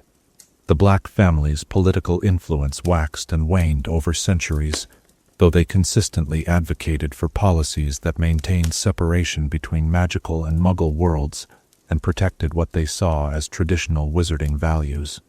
Their approach was rarely as openly aggressive as families like the Malfoys, preferring instead to exercise influence through carefully cultivated connections, strategic appointments to key positions, and the occasional judicious application of financial incentives. Despite their insistence on blood purity, the Blacks were pragmatic enough to recognize that complete isolation from half-blood families would limit their influence. Thus, they distinguished between those they would marry only pure bloods and those with whom they would ally politically, including half-bloods of sufficient talent, wealth, or influence. This pragmatism allowed them to maintain their position in wizarding society, even as attitudes toward blood status gradually shifted over generations. The decline of the Black family as a dominant force in wizarding Britain began in the early 20th century, a combination of dwindling numbers, increasing instability in certain branches of the family, and changing social attitudes. The rise of Gellert Grindelwald, and later Lord Voldemort, forced many pure-blood families to take more definitive political positions than they had traditionally preferred, and the Blacks found themselves increasingly divided. By the 1970s, the main line of the family had narrowed dramatically. Orion and Walburga Black, themselves second cousins, produced only two sons, Sirius and Regulus. When Sirius rejected the family values and was subsequently disowned, and Regulus died under mysterious circumstances while still young, the direct male line of the family effectively ended. The wider family continued through female lines, with the Black blood, traditions, and certain heirlooms passing into families like the Malfoys, the Lestranges, and through Andromeda, despite her disownment, the Tonks family, and ultimately to Edward Teddy, Lupin. The fate of the Black family serves as a complex parable about the wizarding world's evolution. Their insistence on purity above all else ultimately contributed to their downfall, yet their legacy, both positive and negative, continues to influence magical Britain. The magical innovations preserved in their grimoires, their contributions to wizarding architecture and enchantment theory, and their careful documentation of magical history represent valuable additions to wizarding knowledge. At the same time, their story stands as a warning about the dangers of valuing bloodline over character, of placing family dogma above individual conscience. The tapestry in Grimmauld Place, with its golden branches and burn marks, becomes a physical representation of this lesson. A family that repeatedly cut off its own limbs eventually found itself unable to grow new ones. Perhaps the most interesting aspect of the Black family legacy lies in those who were blasted from the tapestry. Sirius Black, Andromeda Tonks, Nay Black, and even in earlier generations, those who chose love or principle over family doctrine. These rebels carried the magical strength and intelligence cultivated by centuries of Black tradition, but directed those gifts toward more inclusive and progressive ends.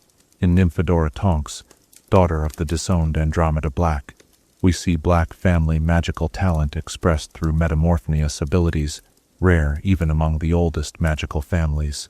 In her son Teddy Lupin, whose grandmother was a Black and whose heritage includes both Muggle and werewolf bloodlines, we find perhaps the ultimate refutation of the toujours pure philosophy, a magically gifted child whose diverse heritage represents the future of wizarding society rather than its past. And so the story of the noble and most ancient House of Black continues, though not in the way its founding members might have envisioned.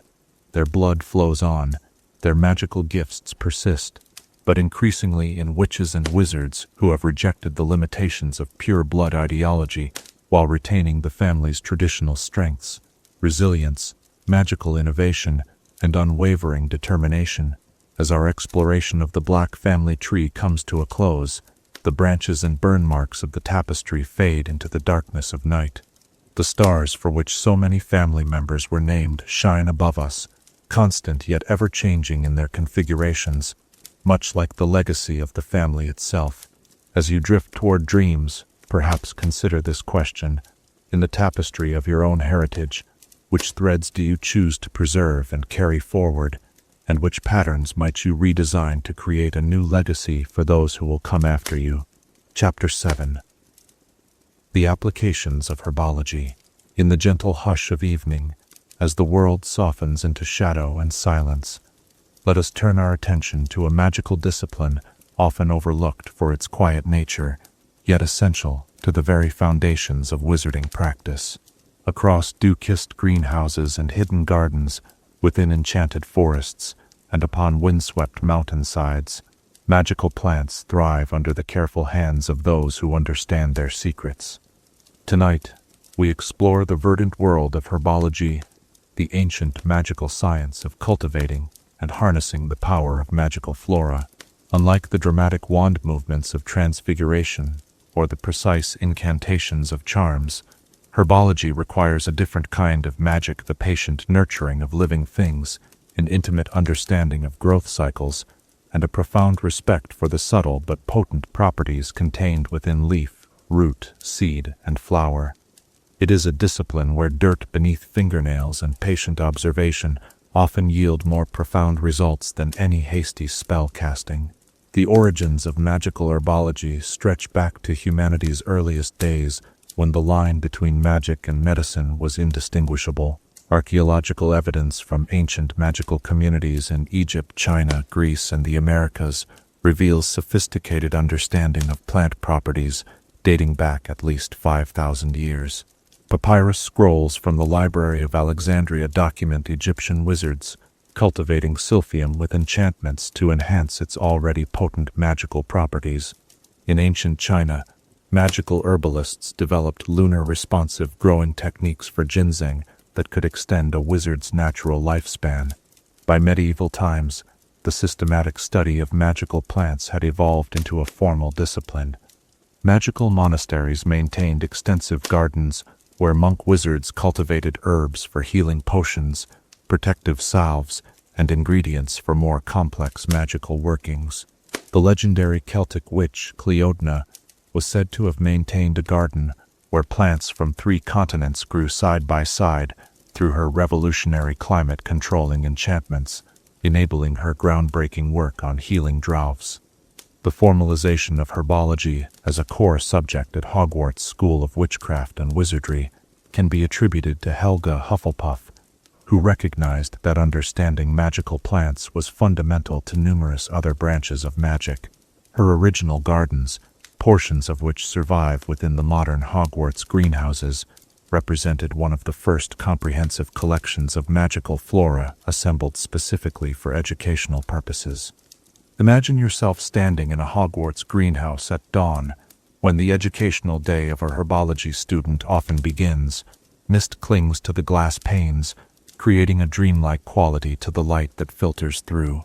The air is thick with moisture, and the complex symphony of scents: earthy peat moss, the sharp green smell of freshly pruned stems, the occasionally alarming odors of more exotic specimens, and the subtle perfumes of magical blossoms that open only in the first light of day. Unlike many classrooms, the greenhouses are alive with sound: the gentle rustling of leaves, occasional squelching from the more mobile species, the rhythmic drip of enchanted watering systems, and the soft buzzing of magical pollinators, specially bred to service plants, whose ordinary counterparts became extinct centuries ago. The discipline of herbology can be broadly divided into several categories, each representing different applications and approaches to magical flora. Understanding these categories helps us appreciate the breadth and complexity of this field. Medicinal herbology represents perhaps the most essential application, focusing on plants with healing properties, from the common dittany, whose essence heals wounds and regrows skin, to the rare Mimbulus mimbletonia, whose boils contain a liquid that cures shyness when properly processed. Medicinal magical plants form the backbone of wizarding healthcare. At St. Mungo's Hospital for Magical Maladies and Injuries, entire floors are dedicated to treatment protocols developed from medicinal herbology research. Consider the humble Wigan tree, whose bark protects anyone touching it from dark creatures. For centuries, healers have incorporated powdered Wigan tree bark into protective salves for those venturing into areas known for Dementor or Lethifold activity. More recently, researchers at St. Mungo's developed a procedure for treating victims of severe magical shock by placing them in specially constructed beds made from living Wigan tree saplings, whose protective properties extend to emotional as well as physical healing. Defensive herbology explores plants that offer protection or security. Household staples like devil's snare, when properly controlled, have been used to create living security systems around wizarding properties for generations.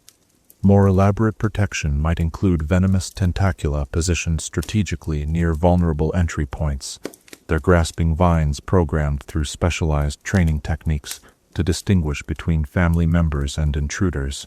During the height of the First Wizarding War, specialists in defensive herbology developed innovations like Alarm Bloom's hybridized magical flowers that would emit specific musical tones when detecting individuals carrying certain dark magical signatures. These unassuming-looking plants, resembling ordinary daffodils to Muggle eyes, were planted throughout wizarding villages as early warning systems. Potions ingredients represent another crucial application of herbology. While potions is often treated as a separate discipline, master potioneers understand that the efficacy of their brews depends largely on the quality and preparation of botanical ingredients. The timing of harvest, conditions of growth, and methods of preservation all significantly impact a plant's magical potency when incorporated into potions. The phase of the moon during harvesting of fluxweed, for example, can mean the difference between a polyjuice potion that lasts for 1 hour or 8. Sopophorous beans yield significantly more juice when crushed rather than cut, a subtlety discovered by innovative potioneers who understood the biological structure of the plant on a fundamental level. These insights come not from cauldron-side experimentation, but from deep herbological knowledge. Ritual herbology addresses plants specifically cultivated for ceremonial and transformative magic. Certain complex magical workings require plants grown under specific conditions harvested at precise astrological alignments or tended by specific individuals. The ancient practice of growing guardian oaks, for instance, involves planting an acorn at the birth of a child, with the resulting tree bonded to the individual and capable of conferring protection even across great distances. Household herbology brings magical plants into daily wizarding life. From ever-fresh herbs, enchanted to maintain perfect flavor regardless of season, to mood-enhancing flowering vines, bred to bloom in colors, reflecting a home's emotional atmosphere, to practical applications like self-fertilizing shrubs, this branch of herbology enhances wizarding homes in subtle but significant ways. Experimental herbology pushes the boundaries of the discipline through hybridization, selective breeding, and magical modification of existing species. The work is not without controversy. The creation of new magical plant species carries inherent risks, as evidenced by incidents like the fanged geranium outbreak of 1932, when an experimental cultivar escaped greenhouse containment and established itself throughout gardens in wizarding Kent, resulting in numerous bite injuries and a massive ministry containment operation. Despite such occasional setbacks, experimental herbologists continue to develop innovations like the memorywort, a relatively recent hybrid that, when properly brewed into tea, temporarily enhances recall, a boon to students during examination periods, though strictly regulated to prevent misuse. The practical applications of herbology extend to nearly every aspect of wizarding life, often in ways so commonplace that many witches and wizards take them for granted. Consider the following everyday examples of herbological magic at work. The wooden handles of broomsticks are typically crafted from trees grown in magically enriched soil and harvested according to lunar cycles that enhance their receptivity to flying charms. Different species provide different flight characteristics: hazel for precision, ash for speed, oak for stability, with expert broom makers selecting not just the tree species, but the individual specimens based on subtle qualities that only trained herbological eyes can detect. Wizarding fashion incorporates numerous herbological elements beyond the obvious materials like cotton and linen. Self-ironing fabrics often contain fibers from pressing palms, a magical plant whose leaves naturally maintain a crisp, unwrinkled surface. Color-changing garments frequently incorporate essence of metamorphosis moss, which shifts hue in response to ambient magic or the wearer's mood. Even wizarding cuisine benefits from herbological advancements. The ever-popular butterbeer contains extract of Euphoria elms, responsible for the gentle warming sensation and mild mood enhancement that makes the beverage so beloved. Chocolate frogs achieve their lifelike animation through a precise blend of jumping bean extract and essence of mimicking mint, carefully balanced to provide movement without sentience. The environmental management of magical spaces represents another significant application of advanced herbology. The microclimate of Diagon Alley, for instance, is regulated in part through strategically placed weathering willows, whose enchanted root systems help maintain consistent temperatures regardless of conditions in the surrounding Muggle London. Similar systems operate at magical sites throughout Britain, allowing for comfortable conditions even in locations like Hogsmeade Village, where ordinary weather patterns would make winter visits unbearably harsh. Throughout wizarding history, certain herbologists have made particularly significant contributions to the field, advancing understanding or developing applications that transformed magical society. Philida Spore, whose definitive text 1,000 Magical Herbs and Fungi remains required reading at Hogwarts, revolutionized the classification system for magical plants in the 1600s.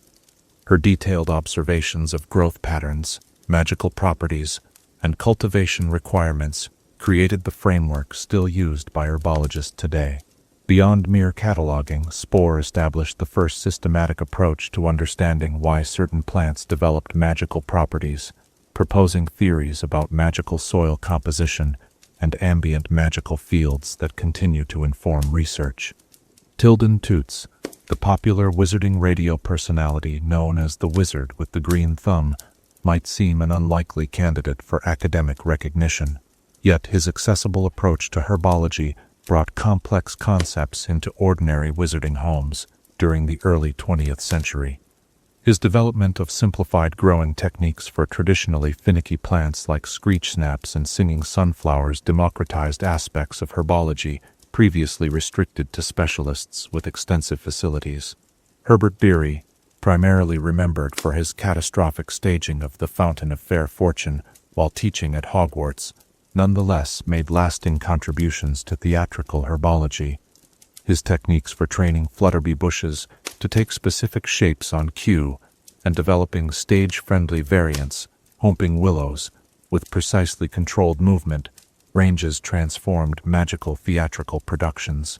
In more recent times, Neville Longbottom's work on hybridizing magical plants, native to Britain with species from other magical traditions, has opened new avenues for herbological research. His successful cultivation of desert species like Cyctic cactus, whose spines can be used to pierce magical barriers in British greenhouses, represented a significant breakthrough in creating microclimates through purely botanical means rather than direct atmospheric charms.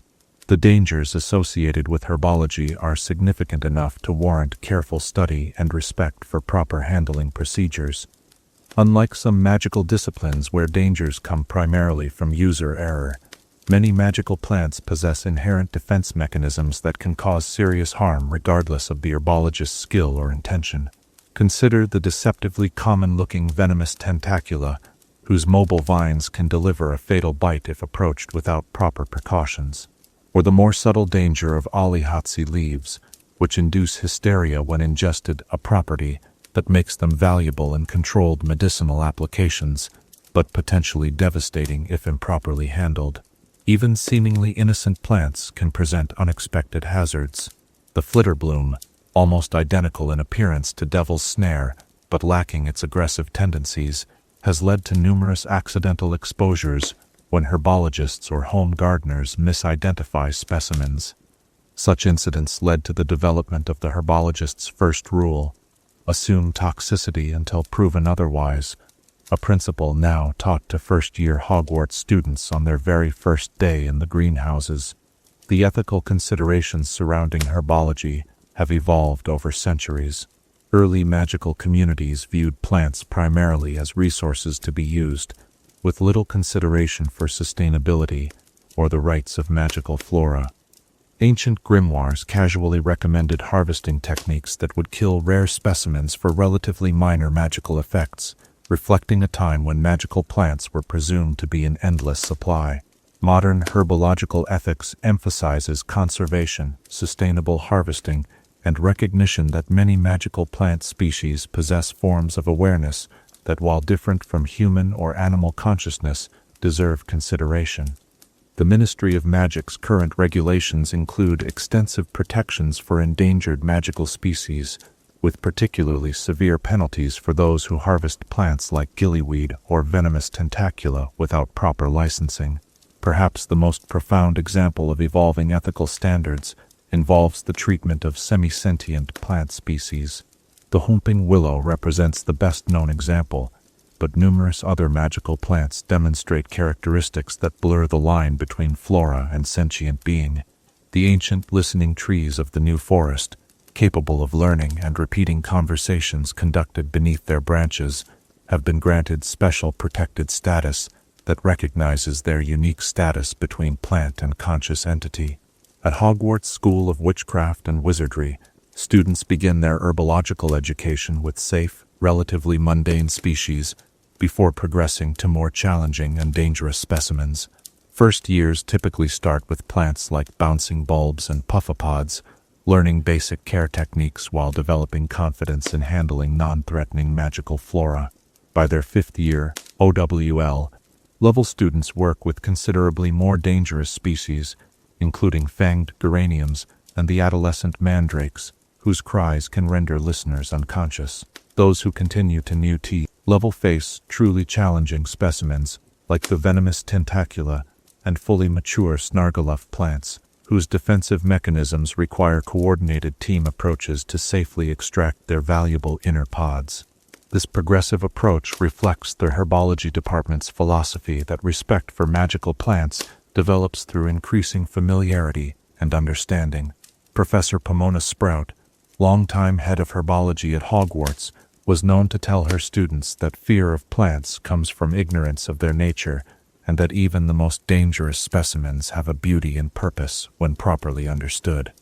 The relationship between herbology and other magical disciplines illustrates the interconnected nature of magical education. Beyond the obvious connection to potions, where plant-based ingredients form the majority of components, herbology intersects with numerous other fields in surprising ways. Care of magical creatures involves significant herbological knowledge, as many magical animals have specific plant-based dietary requirements or depend on particular magical flora for their habitats. The bowtruckle, for instance, lives exclusively in trees suitable for wand-making, feeding on woodlice, that also require these specific trees, creating an ecological relationship that spans both disciplines. Charms and herbology intersect in the enhancement and maintenance of magical plants. Growth charms, specially modified for different species, can help struggling specimens flourish, while containment charms are essential for managing more aggressive varieties. Advanced students of both disciplines often collaborate on projects involving charmed gardens or enhanced breeding programs. Even divination draws upon herbological elements, with tea leaves from specially grown prophetic tea plants and burning herbs forming important components of certain divinatory practices. The specific conditions under which plants used in divination are grown can significantly impact their effectiveness, a subtlety often overlooked by those who view divination skeptically. The future of herbology continues to evolve as magical research advances. Contemporary areas of exploration include the development of magical plants capable of surviving in increasingly urbanized wizarding environments, the recovery of knowledge about plants used by indigenous magical communities around the world, and the creation of new hybrids designed to address emerging magical challenges of particular interest. is the growing field of magical phytoremediation, the use of specially bred plants to cleanse areas contaminated by dark magic or magical accidents. Researchers at the Welsh Institute for Magical Botany have developed promising variants of bubotubers capable of extracting residual dark magic from contaminated soil, potentially offering new approaches for rehabilitating sites of magical conflict. Another frontier involves communication with the more aware species of magical plants. Building on the groundbreaking work of Miranda Goshawk in the early 20th century, modern herbologists are developing more sophisticated methods for interpreting the chemical and magical signals produced by specimens like ancient whispering willows and elder sentinels trees, so old and magically saturated that they have developed forms of awareness beyond ordinary plant life. As our journey through the verdant world of herbology draws to a close, the greenhouses in our mind's eye grow dimmer, the magical plants settling into their nighttime rhythms. Some, like the evening enchantress, are just beginning to bloom, their luminescent petals opening to release gentle glowing spores that float like stars in the darkness. Others curl their leaves protectively around vulnerable buds, or extend their roots deeper into the nourishing soil below. The discipline of herbology reminds us that magic exists in quiet growth as much as in dramatic spellwork, in patient nurturing as much as in instantaneous transformation. Through the careful study of magical plants, wizards and witches connect to some of the oldest forms of magic known to their kind, the fundamental processes of life, growth, healing, and renewal. As you drift toward sleep, perhaps consider what forgotten or overlooked sources of magic might exist in the natural world around you, waiting only for the right combination of knowledge, patience, and care to reveal their extraordinary properties. Chapter 8. The Hidden Entrance to Platform 9 3/4. Between the worlds of magic and mundane, there exist thresholds, places where the veil between realities grows thin enough to step through. Some are ancient and rooted in wild places, like the fairy rings deep in forgotten forests. Others are crafted by skilled magical hands, designed to blend seamlessly into the everyday world, while offering passage to someplace extraordinary. As city lights dim and night deepens around us, let us explore one of the most ingenious and beloved of these magical gateways, the hidden entrance to Platform 9 3/4. In the heart of London, where the constant rush of Muggle life creates a perfect camouflage for magical comings and goings, stands King's Cross Station. With its soaring Victorian architecture and bustling crowds, this transportation hub serves as the perfect concealment for one of the wizarding world's most frequently used secret entrances. Between platforms 9 and 10 lies a seemingly solid barrier, an unremarkable brick wall that, to Muggle eyes, offers nothing of interest. Yet to those who know its secret, this unassuming wall serves as the gateway to the magical platform where the Hogwarts Express awaits. The creation of Platform 9 3/4 represents one of the most elegant solutions to a complex problem that faced the wizarding community in the mid-19th century. Prior to its establishment, young witches and wizards traveling to Hogwarts did so through a variety of means, none entirely satisfactory. Some used porkies arranged by the ministry, others traveled by Flu Network to Hogsmeade Village, while students from prominent families sometimes arrived via private magical transportation. This decentralized approach created numerous logistical challenges and security risks, not to mention reinforcing social divisions based on magical heritage and family resources. The concept of a dedicated magical train service was first proposed in 1827 by Minister for Magic Ottiline Gamble, who had developed a fascination with Muggle steam locomotion. Her initial suggestion was met with considerable resistance from pure-blood families who considered Muggle technology beneath them. Yet Gamble persisted, arguing that a single, reliable mode of transportation would benefit the entire magical community while reducing the risk of exposure. After decades of debate and planning, the Hogwarts Express made its inaugural journey on September 1, 1850, departing from King's Cross Station in London.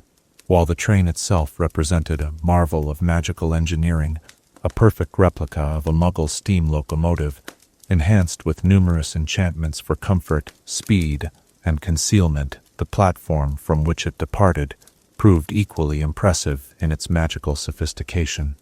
The team of witches and wizards who designed Platform 9 3/4 included experts in concealment charms, space manipulation enchantments, and muggle-repelling spells. Led by Evangeline Orpington, who would later become Minister for Magic, the group worked in close collaboration with both the Department of Magical Transportation and the then newly formed Department of Magical Architecture and Infrastructure. Imagine yourself standing with these magical architects in King's Cross Station during its construction in the 1840s. The building itself was still taking shape around them, offering the perfect opportunity to incorporate magical elements without drawing attention. Working primarily at night when Muggle construction crews were absent, the team gradually established the elaborate enchantments that would create and protect the hidden platform. The core magic of Platform 9 3/4 relies on a sophisticated adaptation of space fold-in charms, similar to those used in magical tents and extended trunks. The platform exists in a pocket dimension, a space that occupies the same physical location as part of the Muggle station, but remains separate from it. Accessible only through the enchanted barrier. This magical space within a space requires constant maintenance by Ministry wizards who renew and adjust the boundary charms monthly to prevent degradation. The barrier itself incorporates multiple layers of enchantment working in precise coordination. The outermost layer consists of Muggle-repelling charms that create a subtle aversion effect, causing non-magical people to glance away from the critical area or suddenly remember urgent matters elsewhere. For those rare Muggles whose attention does fix upon someone passing through the barrier, secondary misdirection charms create the fleeting impression that the person has simply moved behind a pillar or into a crowd. The second layer of enchantment involves recognition spells that identify approaching witches and wizards. These sophisticated charms detect magical signatures and intent, allowing passage to those with legitimate magical business involving the Hogwarts Express. This aspect of the barrier's magic explains why confused Muggles who accidentally lean against the wall encounter only solid brick the passage recognizes neither magical ability nor appropriate intent. The innermost and most complex enchantment creates the actual transition between mundane and magical space. Unlike violent transportation methods such as apparition or portkeys, the barrier provides a gentle transition designed to be accessible even to the youngest witches and wizards.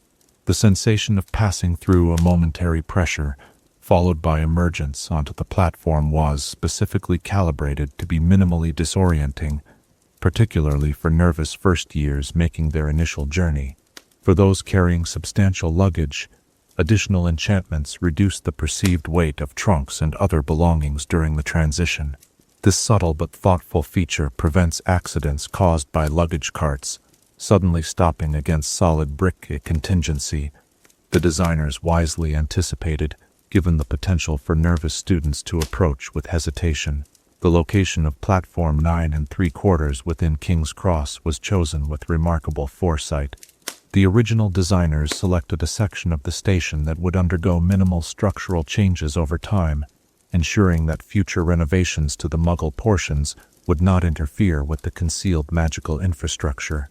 They also incorporated adaptive enchantments that would allow the barrier's appearance to evolve subtly alongside changes to the surrounding architecture, maintaining its inconspicuous nature across decades of changing design aesthetics. When first established, the platform's magical protections included only basic security measures, focused primarily on concealment rather than defense. However, these protections were significantly enhanced during the First Wizarding War in the 1970s, when concerns arose about potential attacks targeting students traveling to Hogwarts. Additional wards were layered into the existing enchantments, creating alerts that would trigger if anyone carrying dark magical objects or harboring violent intentions attempted to cross the barrier.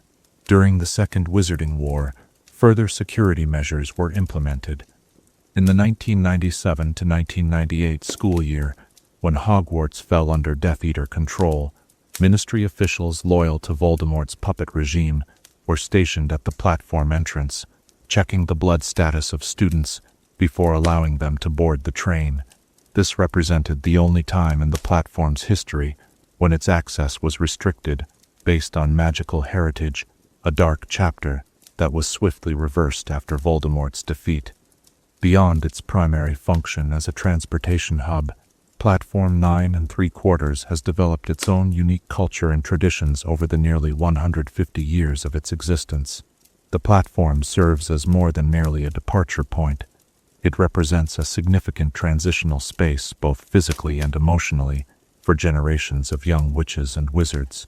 For first-year students, the platform marks their initial step into the wider wizarding world beyond their families. The moment of crossing through the barrier often represents their first independent magical act, a symbolism not lost on wizarding parents who typically allow their children to take this step themselves rather than guiding them through. The platform also serves as a gathering place where the diverse elements of wizarding society converge in a shared ritual of departure and return. Pure-blood families stand alongside Muggle parents, seeing off their magical children, creating one of the rare spaces where the full spectrum of the wizarding community interacts in a single location with a common purpose. The emotional resonance of the platform has inspired numerous traditions among Hogwarts families. Many parents present small tokens to first-year students just before boarding, enchanted handkerchiefs that warm when held during moments of homesickness, miniature framed photographs with subtle animation charms, or special quills for writing the all-important first letter home. Some families maintain multi-generational traditions, with grandparents accompanying their grandchildren to the same platform they once departed from themselves. The platform has witnessed countless moments of personal significance over the decades: tearful goodbyes and joyful reunions, first meetings between students who would become lifelong friends, and even occasional marriage proposals from former students who return to the place where their relationship began. These accumulated moments have imbued the space with a particular emotional magic that exists alongside its more deliberate enchantments. The physical appearance of Platform 9 3/4 reflects its unique position between magical and Muggle worlds. While clearly a railway platform with its tracks and steam-filled air, subtle differences distinguish it from its Muggle counterparts. Magical lanterns cast a warmer light than electric bulbs, illuminating the space with a golden glow. The signage features slightly antiquated typography that has remained unchanged since Victorian times, and close observers might notice that the metalwork incorporates many decorative elements depicting magical creatures, visible only from certain angles. The platform itself is somewhat longer than would seem possible given the physical constraints of King's Cross Station, another manifestation of the space-extending charms at work. This extra length accommodates the substantial crowd present during departures without creating uncomfortable congestion. Magical ventilation charms ensure that even with the Hogwarts Express's billowing steam, the air remains reasonably clear and breathable. Weather on the platform only partially correlates with conditions outside. While major weather patterns affect both spaces, the platform is protected from extreme conditions. Heavy rain becomes a light mist, bitter cold is moderated to a brisk chill, and summer heat is tempered to pleasant warmth. This moderation serves the practical purpose of ensuring comfortable departures regardless of season, while also creating a subtle indication that one has entered a managed magical environment. For the staff who maintain Platform 9 3/4, the beginning and end of each school term represents an intricate orchestration of magical logistics. A dedicated team from the Department of Magical Transportation arrives hours before students to perform final inspections of the barrier's enchantments and coordinate with the Hogwarts Express crew. Detection wards are heightened to identify any prohibited items or potential security concerns, and communication channels with Hogwarts are confirmed operational. The platform staff includes several specialists whose roles remain largely invisible to passing students. Temporal management wizards monitor and adjust the micro-time field around the platform, ensuring that the transition between King's Cross proper and the magical platform remains smooth. despite the different subjective time experiences on either side. Spacefold maintainers continually fine-tune the dimensional boundaries, preventing the pocket space from developing instabilities that could lead to unexpected connections with other spaces. Perhaps most important are the memory management specialists, who address the occasional incidents when Muggles glimpse more than they should. Rather than performing full memory modifications for minor exposures, these skilled practitioners typically employ subtle focus-shifting charms that guide Muggle attention away from the magical elements they've witnessed. Only in cases of significant breaches are actual memories altered, and even then, the modifications are designed to be as minimal and non-disruptive as possible.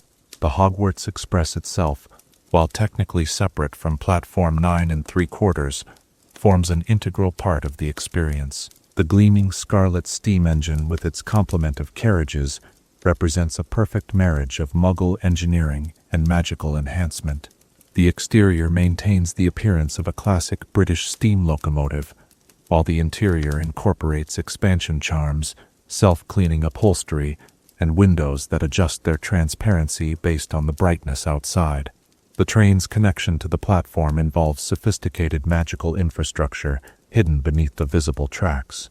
Enchanted rails guide the locomotive, while specialized runic arrays maintain the precise alignment between the pocket dimension of the platform and the hybrid magical physical space occupied by the train during its journey. This complex system ensures that the Hogwarts Express can depart from a magically concealed location, yet travel through the physical British countryside without disruption. In recent decades, as Muggle technology has advanced, additional precautions have been implemented to maintain the platform's secrecy. Anti-electronic charms create a subtle interference field that causes Muggle recording devices to malfunction when pointed toward the barrier. Surveillance deflection spells ensure that the increasing number of security cameras throughout King's Cross never quite capture the moment when magical families disappear through the apparently solid wall. Despite these precautions, Platform 9 3/4 nearly faced exposure in the early 1990s, when plans for a major renovation of King's Cross Station included removing the wall containing the magical entrance.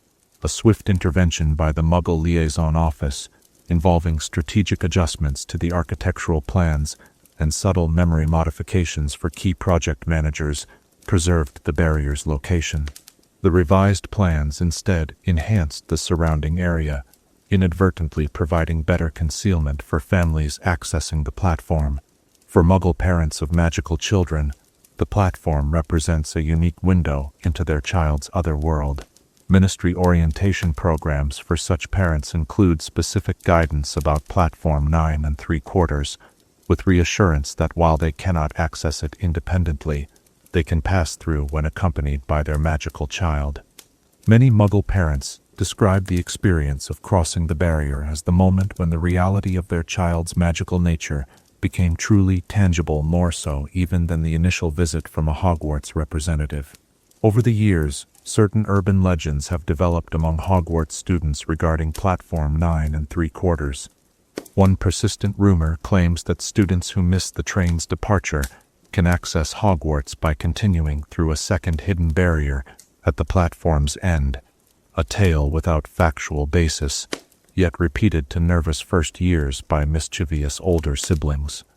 Another common story involves the platform ghosts, supposedly the spirits of conductors and porters from the platform's early days, who continue their duties among the living, visible only to those who arrive precisely at midnight on nights of the full moon. While most of these stories are pure invention, the platform does contain genuine secrets known only to a few. Beneath the main concourse lies a magically concealed maintenance level where the intricate enchantments are anchored to physical runic arrays carved into the original Victorian ironwork. This hidden infrastructure includes a permanent flue connection to the Department of Magical Transportation, allowing for rapid response to any emergencies or breakdowns in the platform's magical systems. Another little-known fact involves the platform's numbering. The designation 9 3/4 was not arbitrary, but was chosen for its magical significance. In arithmetic terms, 9 represents completion and wisdom, while 3/4 symbolizes a journey nearly, but not quite complete, a subtle reference to education as a process that continues beyond formal schooling. This numerological alignment enhances the platform's transitional magic, making the barrier particularly responsive to young witches and wizards embarking on their educational journey. In wizarding culture, Platform 9 3/4 has become more than merely a location and has evolved into a powerful symbol of transition, of the journey between childhood and adulthood, between the safety of home and the adventure of independence. References to crossing the barrier appear in wizarding literature and songs as metaphors for taking significant life steps or embracing new beginnings.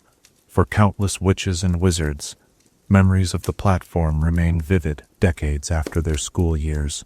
The particular quality of light filtering through steam, the excited chatter of reuniting friends, the mingled scents of magical trunks and owl treats, the gleaming scarlet of the waiting train. These sensory impressions become permanently woven into the tapestry of memory, emerging with perfect clarity at unexpected moments throughout life. As our exploration of Platform 9 3/4 draws to a close, imagine once more standing before that seemingly solid brick barrier in King's Cross Station. Beyond it lies not merely a train platform, but a threshold between worlds, a space where magic and mundane meet, where journeys begin and end, where generations of young witches and wizards have taken their first steps toward becoming who they are meant to be. As you drift toward dreams, perhaps consider this: what barriers in your own life might contain hidden magic, waiting only for the courage to step forward with purpose and faith that solid obstacles may prove more permeable than they appear. Chapter 9. The Secret of the Deluminator. There are magical objects that announce their power with grand flourishes, swords that gleam with enchanted light, wands that spark dramatically when wielded, cauldrons that simmer with mysterious vapors. And then there are those rare magical creations whose modest appearance belies the profound magic contained within. Tonight, as shadows gather in the corners and the world grows quiet, let us turn our attention to one such unassuming yet extraordinary device. The Deluminator, sometimes called the Put-Outer, created by Albus Dumbledore himself. At first glance, the Deluminator appears to be nothing more than a silver cigarette lighter, small enough to fit comfortably in a pocket. Its polished metal surface reflects light without drawing particular attention. Only a trained magical eye might notice subtle engravings along its edges, intricate runic patterns that hint at the complex enchantments contained within. When activated by a simple click, the device performs what seems to be a straightforward function. It captures light from nearby sources, plunging surroundings into darkness, and can later release this gathered light with another click. Yet this apparent simplicity masks layers of magical innovation that make the Deluminator one of the most sophisticated magical instruments created in the modern era. To understand its significance, we must first explore its creation and the extraordinary wizard who brought it into being. The exact date when Albus Dumbledore first created the Deluminator remains unknown, though magical historians generally place its invention during the 1930s or early 1940s, a period when Dumbledore was deeply engaged in magical research, following his famous duel with Gellert Grindelwald. This timing is significant, as it suggests the device may have emerged from Dumbledore's reflections on the nature of light and darkness, both literal and metaphorical, in the aftermath of confronting his former friend turned dark wizard. Unlike many magical inventions, the Deluminator was never patented with the Department of Magical Patents and Innovations, nor did Dumbledore publish any research explaining its creation or functioning. This unusual secrecy contributed to the device's mystique and led to considerable speculation about its true capabilities among the few who witnessed Dumbledore using it during his lifetime. What is known with certainty is that Dumbledore utilized the Deluminator primarily for practical purposes during his various activities for the Order of the Phoenix. During the First Wizarding War, the ability to instantly create darkness proved invaluable for covert operations and emergency extractions of threatened families. The device's light-gathering function operated without triggering magical detection wards, calibrated to identify specific spells like Nox or Obscuro, giving Order members a crucial tactical advantage when operating in areas under Death Eater surveillance. The technical magic behind the Deluminator represents an extraordinary feat of magical innovation. Imagine the complexity of creating a device that does not merely extinguish light as any darkness spell might do, but actually captures it, storing luminous energy in a contained magical space until its release is triggered. This functionality required Dumbledore to solve several magical challenges that had previously been considered insurmountable. The first challenge involved the temporary transfiguration of light itself, converting pure energy into a form that could be gathered and stored without dissipation. Dumbledore reportedly combined principles from both transfiguration and charms to develop a method of temporarily solidifying light into a stable magical substance that could be manipulated and contained. This approach drew inspiration from the enchanted ceiling of the Great Hall at Hogwarts, which similarly captures and transforms natural light properties, though for different purposes. The second significant challenge involved creating an expanded space within the Deluminator's small physical form and application of extension charms, similar to those used in magical trunks and tents, but calibrated specifically for containing non-material magical energy rather than physical objects. The interior space of the Deluminator exists partially outside conventional dimensions, allowing it to contain the light from multiple sources without increasing its external size or weight. The third and perhaps most innovative aspect of the Deluminator's design involves the selective nature of its light-gathering capability. The device does not indiscriminately capture all ambient light, but rather targets specific light sources while leaving others untouched.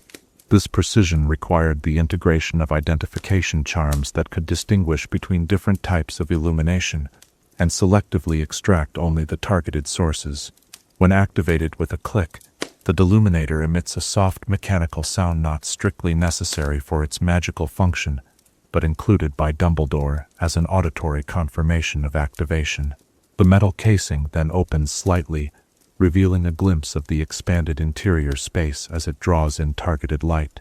Observers describe the phenomenon as light pulling away from its source in glowing orbs that travel directly into the open Deluminator, leaving the affected light source darkened, as though extinguished. What makes the Deluminator particularly remarkable among magical inventions is the additional functions that Dumbledore incorporated beyond its apparent purpose functions that remained largely unknown until after his death, when the device passed into Ron Weasley's possession through Dumbledore's will. The most extraordinary of these hidden capabilities was revealed during the search for Horcruxes, when the Deluminator demonstrated its ability to capture not just light, but spoken words specifically, words spoken by individuals with deep emotional connections to its current owner. This function appears to have been designed by Dumbledore as a metaphorical extension of the device's primary purpose. Just as it gathers and preserves light and darkness, it can also gather and preserve connection in times of isolation. Even more remarkably, the Deluminator proved capable of generating a guiding light that could lead its owner to the source of the captured words, essentially creating a magical pathway between separated individuals with strong emotional bonds. This capability suggests that Dumbledore incorporated elements of ancient guide-light magic traditionally used in soul-binding ceremonies, adapting these principles to create a means of reuniting people separated by circumstance. The magical theory behind this guidance function represents an extraordinary integration of different magical disciplines. At its core lies a form of sympathetic magic that recognizes the magical resonance between individuals with strong emotional connections. This resonance creates what magical theorists call an affinity thread, an intangible magical link that exists between people who share deep bonds of friendship or love. The Deluminator's ability to detect, strengthen, and visually manifest these affinity threads required enchantments drawing from multiple magical traditions. Elements of ancient Celtic waystone magic, which guided travelers to specific locations based on emotional intent rather than geographical knowledge, appear to have been combined with more modern location charms. These were then enhanced with emotional recognition enchantments, similar to those used in certain types of Patronus communication, creating a device that could essentially translate emotional connection into magical guidance. What makes this function particularly impressive is that it operates without precise targeting spells or specific magical coordinates, unlike apparition or portkeys, which require exact destination parameters. The Deluminator's guidance function works based on the magical essence of the person being sought, allowing it to locate them even when their position is concealed by protective enchantments that would defeat conventional tracking magic. The physical manifestation of this guidance function, the glowing ball of blue light that emerges from the Deluminator and enters its owner's chest before leading them to their destination, suggests connections to ancient heart magic traditions practiced in Eastern European wizarding communities. These traditions held that temporary heart bonding could enable separated individuals to find each other across any distance, though such magic typically required complex rituals rather than being embedded in a portable device. Beyond these extraordinary functions, magical scholars have identified additional enchantments layered within the Deluminator's construction. Durability charms protect it from physical damage, while anti-tampering jinxes prevent unauthorized attempts to disassemble or modify it. These protective measures are so subtly integrated that they don't interfere with the device's normal operation, but activate only when it faces potential damage or intrusive examination.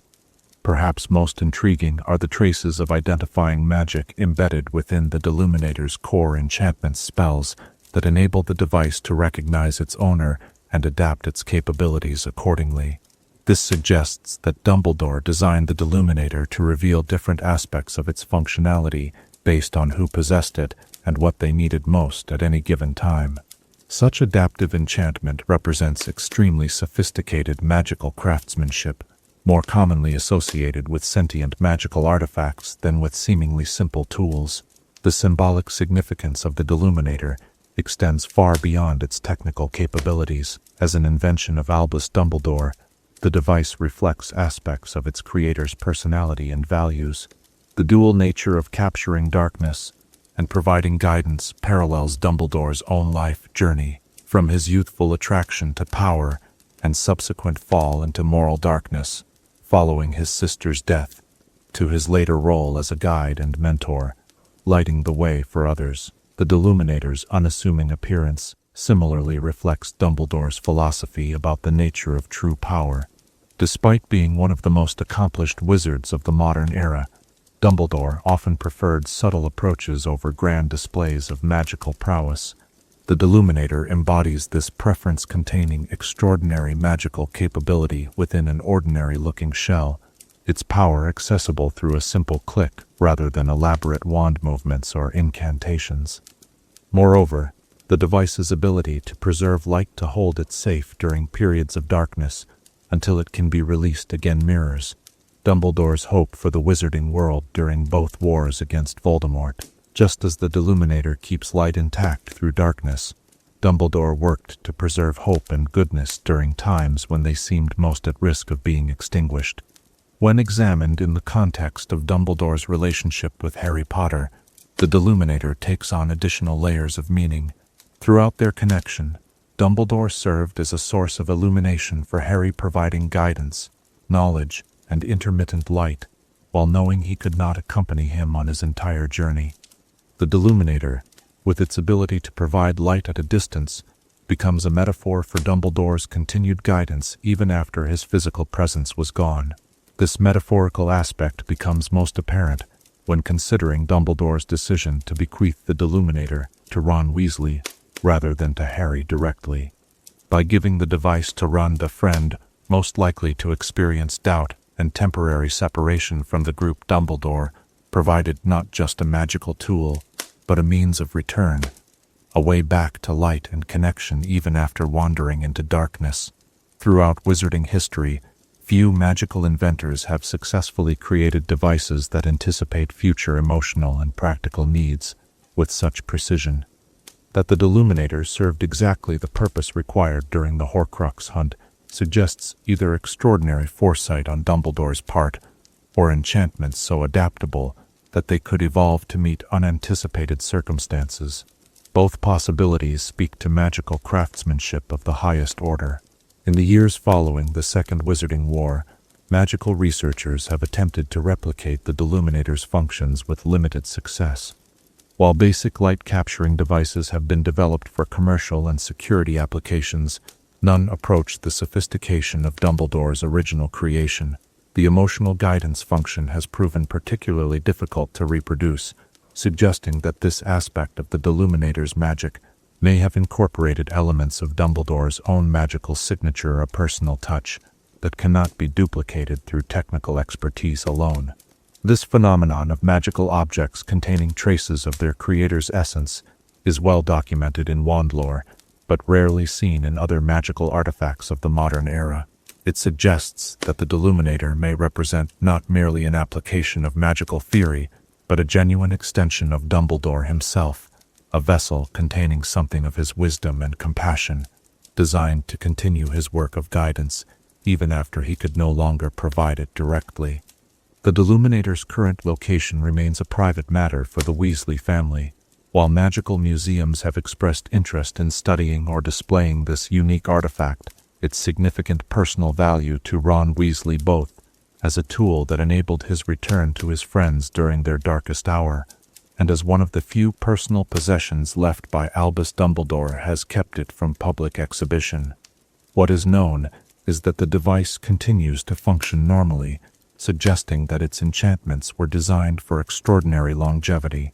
Magical objects of such durability typically incorporate self-renewing enchantment patterns that draw ambient magical energy to maintain their functions indefinitely, another testament to Dumbledore's foresight and skill in creating a tool meant to provide light long after its creator was gone. For those who study the history of magical innovation, the Deluminator stands as a perfect example of what magical theorist Adelbert Waffling called profound simplicity, magical creations whose apparent straightforwardness masks layers of extraordinary complexity and insight. Like the best magical inventions, it solves problems its users didn't know they had, anticipated needs before they arose, and ultimately served purposes far beyond its creator's stated intentions. As our exploration of this remarkable magical device draws to a close, the Deluminator reminds us that sometimes the most powerful magic comes in modest packages, that light can always be preserved through darkness, and that those we love can guide us home, even when we cannot see the path forward clearly. The night deepens around us now, shadows gathering in corners beyond the reach of lamplight. As you drift toward dreams, perhaps consider what lights might you gather and preserve for times of darkness, and what connections might guide you home when paths seem lost in shadow. Chapter 10. The Medieval Witch Hunts. History unfolds in layers of light and shadow, with truth often hidden beneath centuries of misunderstanding and myth. Few chapters in the intertwined histories of the magical and non-magical worlds are as shrouded in misconception as the period commonly known as the witch hunts. As night deepens and the modern world fades into darkness around us, let us journey back to those turbulent centuries when fear of magic drove a wedge between two societies that had once existed in tenuous harmony. The relationship between wizards and muggles was not always defined by secrecy and separation. In the early medieval period, from roughly the 5th to the 10th century, magical practitioners often lived openly among their non-magical neighbors. Village healers with genuine magical ability treated ailments alongside those using only herbal knowledge. Wizards with talent for weather charms might ensure favorable conditions for planting and harvest in exchange for a share of the yield. Magical families built their homes on the outskirts of Muggle settlements, maintaining a degree of privacy while still participating in community life. This period of relative coexistence was far from perfect. Suspicion of the unusual remained a constant undercurrent in Muggle society, and magical individuals were often regarded with a mixture of respect and wariness. Yet, for the most part, the exceptional services that magical practitioners could provide, healing, protection, assistance with difficult tasks ensured their toleration, if not always their complete acceptance. The gradual deterioration of this tentative harmony can be traced to multiple factors converging between the 11th and 14th centuries. The consolidation of religious authority in medieval Europe brought increasing suspicion of practices outside official doctrine. Meanwhile, the growing organization of magical society, including the establishment of institutions like Hogwarts School of Witchcraft and Wizardry around 990 AD, created greater separation between magical and non-magical communities as young witches and wizards spent formative years among their own kind, rather than integrated with Muggle peers. Perhaps most significantly, the horrific impact of the Black Death in the mid-14th century heightened fears and suspicions on both sides. Some desperate Muggle communities turned to magical neighbors for protection or cures, only to find that even the most talented magical healers had limited effectiveness against the devastating plague. When magical families employed protective enchantments to shield their own households from contagion, their apparent immunity sometimes bred resentment rather than admiration among those suffering around them. By the late 14th century, conditions had ripened for the systematic persecution that would define the witch hunt era. The publication of the infamous Malleus Maleficarum, Hammer of Witches, in 1486 by Heinrich Kramer provided a framework for the identification, trial, and execution of supposed witches, accelerating the growing hysteria across Europe. For actual witches and wizards, the realities of this period differed significantly from the narrative that has entered Muggle historical accounts. Although genuine magical practitioners were occasionally caught up in witch hunts, the overwhelming majority of those accused, tortured, and executed were, in fact, Muggles, innocent individuals who had drawn suspicion through eccentric behavior, knowledge of herbal medicine, social marginalization, or involvement in personal feuds with accusers. The most accomplished and powerful magical families had already withdrawn from integrated communities into exclusively magical villages like Hogsmeade, or secured remote properties protected by complex enchantments. Those magical individuals who did face witch hunters were typically untrained or only partially trained in magic, often Muggle-born witches and wizards who had not been identified and educated by the magical community, or those from poor families without access to the growing network of magical support and protection. Imagine a young witch living in a small village in 16th century England, perhaps 14 or 15 years old, born to Muggle parents, and manifesting magical abilities without understanding what they were. With no formal training and only instinctive control over her powers, such an individual might accidentally reveal her abilities during moments of strong emotion. Without the protection of established magical families or knowledge of concealment charms, such unfortunate individuals would be most vulnerable to Muggle persecution. The approach of genuine witches and wizards caught in witch hunts varied according to their magical training and personal circumstances.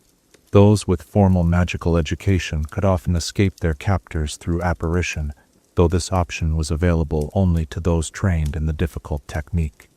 Others employed memory modification charms on witnesses, confusion enchantments on pursuers, or transfiguration to disguise themselves until danger passed. Perhaps the most famous response to witch-hunting methods was the flame-freezing charm, which rendered fire harmless to the witch or wizard, while creating the illusion of suffering to satisfy bloodthirsty crowds. Wendelin the Weird, a witch of the medieval period, reportedly allowed herself to be captured and burned at the stake 47 times in various disguises, as she enjoyed the gentle tickling sensation produced by the charmed flames. While this account may be somewhat exaggerated for humorous effect in magical history books, the flame-freezing charm was indeed a crucial defensive technique taught to magical children throughout the witch hunt era. The development of magical hiding places accelerated dramatically during this period. Unplottable locations places, rendered impossible to map through complex spatial enchantments, multiplied across Europe as magical communities sought security. The enchantments protecting these locations grew increasingly sophisticated, incorporating Muggle-repelling charms that would create sudden urges in non-magical people to go elsewhere, or cause them to remember urgent appointments when approaching magical dwellings. Certain families developed specialties in particular protective enchantments. The Fidelius charm, which conceals a secret within a single soul, saw widespread use among magical communities threatened by witch hunters. Trusted secret keepers would hold the knowledge of entire magical villages within themselves, ensuring that even if witch hunters stood at the very edge of a magical settlement, they would perceive nothing unusual. For magical families who chose to remain in predominantly Muggle areas, appearance-altering charms became essential for daily life. Looking unremarkable and forgettable an application of magic, quite contrary to the flamboyant stereotypes depicted in Muggle witch hunt literature, allowed many to survive in plain sight. The development of temporary aging potions, voice-modifying tinctures, and feature-blurring balms became a significant branch of magical innovation during this era. Despite these protective measures, the witch hunt period exacted a heavy toll on the magical community. Records from the wizard councils of the time indicate that magical population growth stagnated or even declined in certain regions, particularly in areas where witch hunting fervor reached its most extreme heights, such as parts of Germany, Scotland, and New England. Young witches and wizards who had not yet been identified by magical authorities were particularly vulnerable, as accidental bursts of magic common during childhood emotional moments could reveal their nature to hostile neighbors. The loss of magical knowledge represents another significant casualty of this era, as isolated magical practitioners were forced to flee with minimal warning. Libraries containing generations of accumulated magical wisdom were sometimes abandoned or destroyed. The Great Fire of Banbury in 1628, for instance, is recorded in magical histories as destroying the remarkable collection of Eleanora Withersby, whose work on medicinal applications of transfigured plants was largely lost to future generations. Magical plants themselves faced threats during this period. Gardens containing magical species were frequently uprooted or burned by suspicious Muggles, leading to the near extinction of several valuable magical flora. The whispering windflower, whose bloom possesses natural legilimency-enhancing properties, survived only because a collection was secretly transplanted to the then newly established Kew Gardens by a wizard posing as a Muggle botanical explorer. The persecution era catalyzed significant changes in how magical communities organized themselves. The Wizards' Council, a precursor to the modern Ministry of Magic, expanded its responsibilities to include coordination of emergency relocations for threatened magical families. Early versions of what would become the Accidental Magic Reversal Squad were formed to address incidents where untrained magical individuals revealed their abilities through uncontrolled magic. Educational approaches evolved as well. While Hogwarts and other magical schools had existed for centuries by this point, greater emphasis was placed on early identification of magical children, particularly those born to Muggle families. Representatives from magical communities would monitor for signs of magical ability and arrange for children to be brought into magical education, sometimes with, but occasionally without, parental consent when circumstances were particularly dangerous. The ethical debates surrounding these interventions continue among magical historians today. While removing children from threatening environments undoubtedly saved lives, the trauma of separation and the violation of family bonds created lasting pain for many. Some magical families specialized in fostering Muggle-born children during this period, developing temporary familial bond enchantments to ease the transition and reduce emotional distress. As witch hunt fervor spread to the American colonies in the late 17th century, the magical community faced fresh challenges in a less developed environment with fewer established safe havens. The Salem witch trials of 1692 to 1693 represent a particularly dark chapter, remembered in magical history, not for the execution of witches, as most genuine magical practitioners in Salem escaped, but for the tragic case of the wizard Giles Corey. Unlike the popular Muggle account, magical historians record that Corey was indeed a genuine wizard who refused to employ magic to save himself, as doing so would have exposed other magical individuals in the community. His famous last words, "More weight, spoken as stones were piled on his chest in an attempt to force a confession, have become a symbol in American magical education of sacrifice for the greater good of magical society. The witch hunt era accelerated the movement toward complete separation between magical and Muggle societies. Advocates for this approach, who had previously been considered extremist within magical governance, gained increasing support as persecution intensified.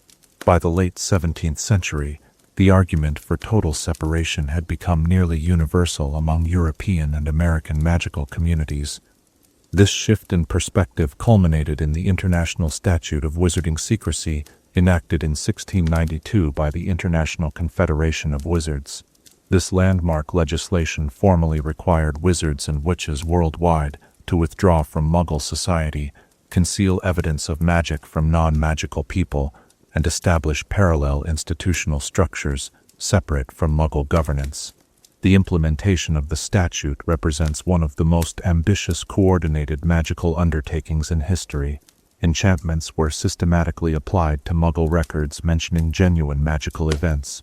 Memory modifications were performed on a massive scale. Magical creatures were relocated to reserves with powerful concealment charms. Diagon Alley and similar magical marketplaces worldwide were hidden behind enchanted entrances, while previously semi-integrated magical villages became completely invisible to Muggle perception. For many in the magical community, the statute brought welcome relief and security after centuries of increasing tension. For others, particularly those with deep connections to Muggle family members or communities, it represented a painful separation. Mixed magical Muggle families faced difficult choices about which society to join, sometimes resulting in heartbreaking divisions when magical children necessarily entered a world their non-magical parents could never fully access or understand. The long-term consequences of the witch hunt era and the subsequent statute of secrecy extend far beyond the immediate historical period. The psychological impact on magical society manifested in complex and sometimes contradictory attitudes toward Muggles that persist into the modern era. Some families developed an entrenched fear and distrust of non-magical people, passed down through generations and eventually evolving into the pure-blood supremacist ideology that would fuel both wizarding wars.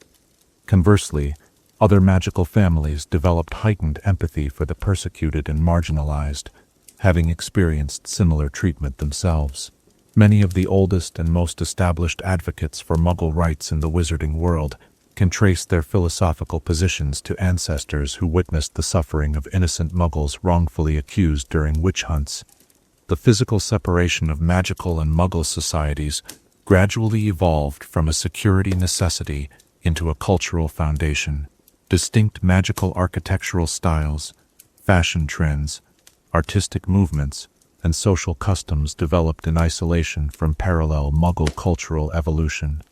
Even technological advancement diverged dramatically, with magical society maintaining many medieval and early modern practices while developing unique magical alternatives to the technologies Muggles created during the Industrial Revolution and beyond. Educational approaches solidified around this separation, with the history of witch hunts becoming a cautionary tale taught to young witches and wizards. At Hogwarts, Professor Binns' notoriously dry lectures on the subject nonetheless emphasized that the period demonstrated the fundamental inability of Muggles to accept the existence of magic and the necessary wisdom of maintaining our separate societies. This educational framing has been increasingly questioned by modern magical historians, who note that the primary antagonists during witch hunts were not ordinary Muggles, but specific religious and political authorities exploiting public fear. Some contemporary magical scholars argue that the extreme separation mandated by the statute was an overreaction that ultimately harmed both societies by preventing beneficial exchange of knowledge and culture. Recent magical historical research has focused on recovering the lost stories of those most deeply affected by the witch hunt era, the Muggle-born witches and wizards caught between worlds, the magical practitioners in isolated rural areas without access to community protection, and the numerous Muggle families with magical connections who were separated by the implementation of the Statute of Secrecy. Archaeological work at sites of known witch trials has uncovered poignant evidence of actual magical presence, including charmed personal items designed to appear ordinary to Muggle eyes, but containing protective enchantments, hidden caches of magical ingredients, and occasionally wands disguised as common items, like knitting needles or hair combs, testaments to the ingenuity and adaptability of magical individuals in dangerous times. As our journey through this turbulent period of magical history draws to a close, the echoes of the witch hunt era continue to resonate through wizarding society. The walls of separation built during those fearful times have become so fundamental to magical identity that many modern witches and wizards cannot imagine an alternative arrangement of the world. Yet, the memory of a time when magical and non-magical people shared communities, knowledge, and lives persists in ancient stories, family histories, and the very structure of certain magical villages that still maintain their medieval layouts from an era before hiding became necessary. The night grows deep around us now, and the shadows of history recede into the gentle darkness of the present moment. The painful lessons of the witch hunt era, the dangers of fear, the cost of misunderstanding, the tragedy of division remain relevant even centuries later, reminding us that societies shaped by their past traumas must consciously choose whether to perpetuate separation or seek new paths toward healing and understanding. As you drift toward dreams, perhaps consider this question: how might we honor the memory of those who suffered during darker times, while still finding courage to envision new possibilities for connection across the boundaries their pain helped create? Chapter 11. The Journey of Remus, Lupin.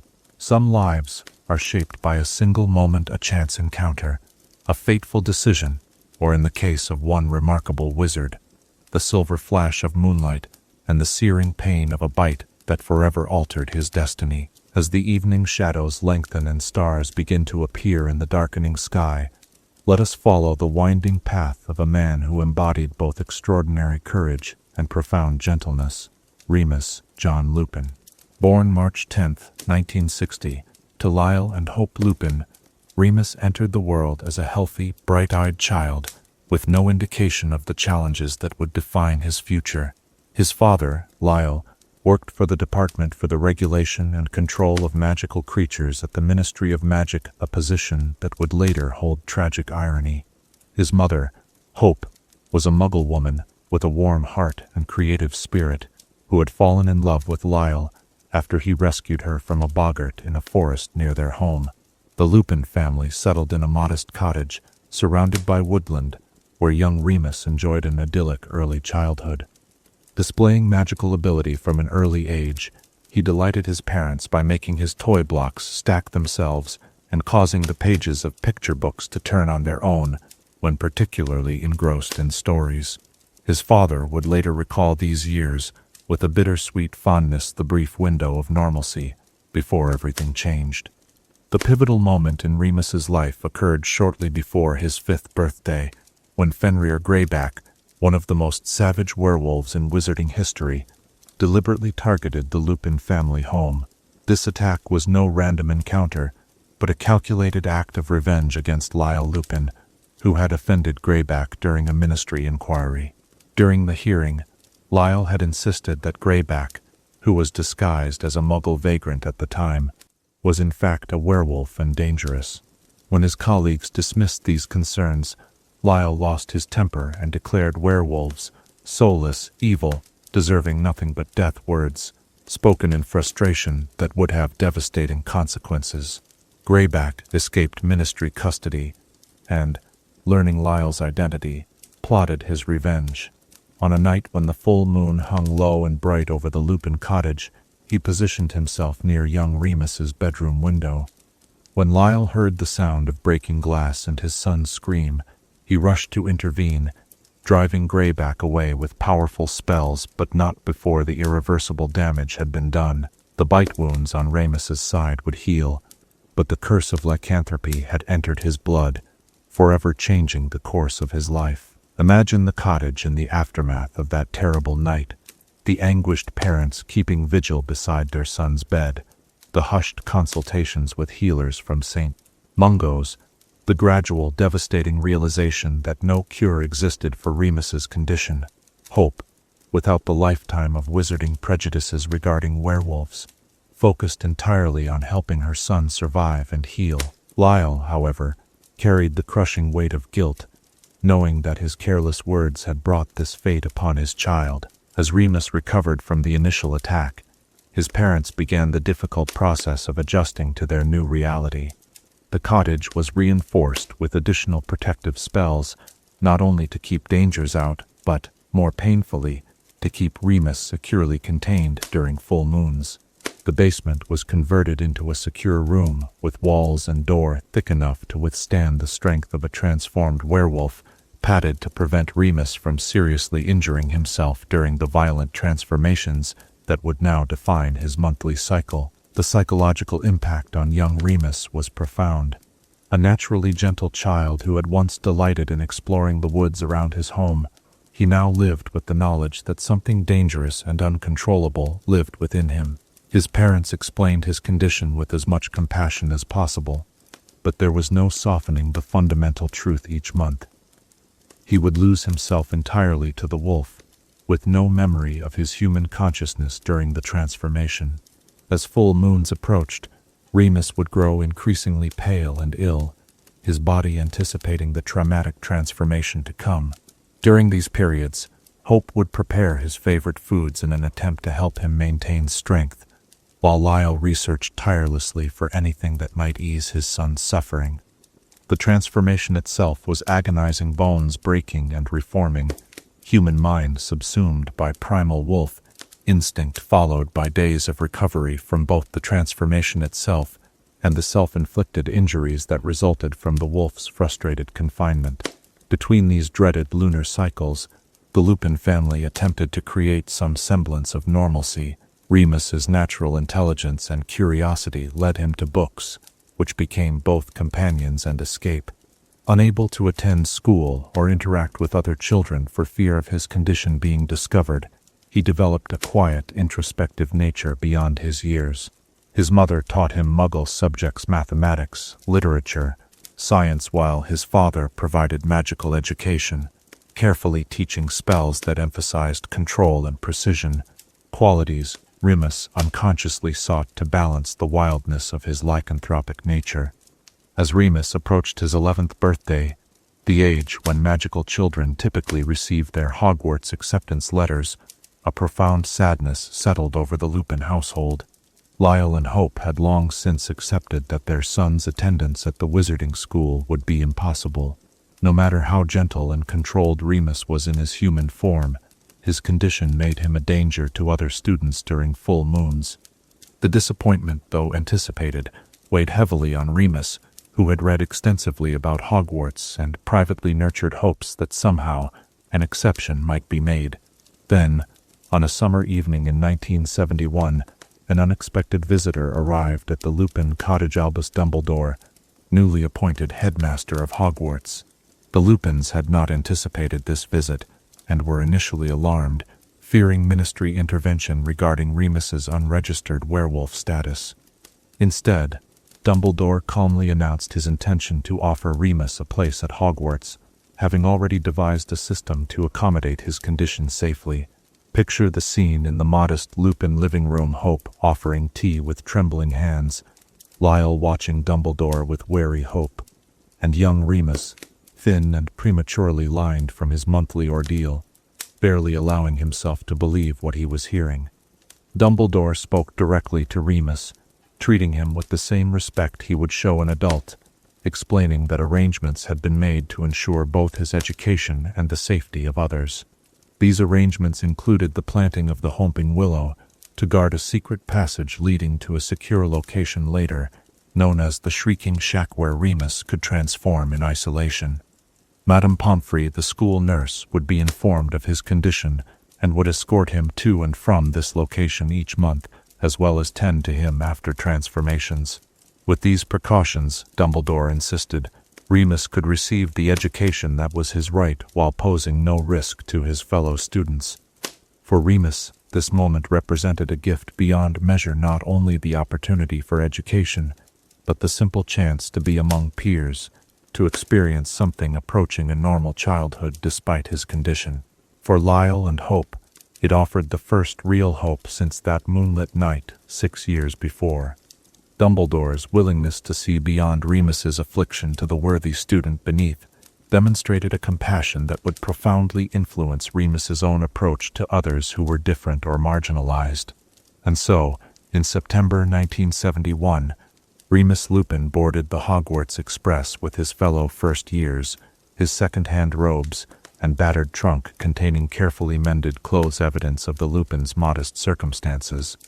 Pale and nervous, he carried not only the typical anxieties of a new student, but the terrible fear that his secret would somehow be discovered, ending his opportunity before it truly began. It was on this journey that Remus first encountered the boys who would become his closest friends, James Potter, Sirius Black, and Peter Pettigrew.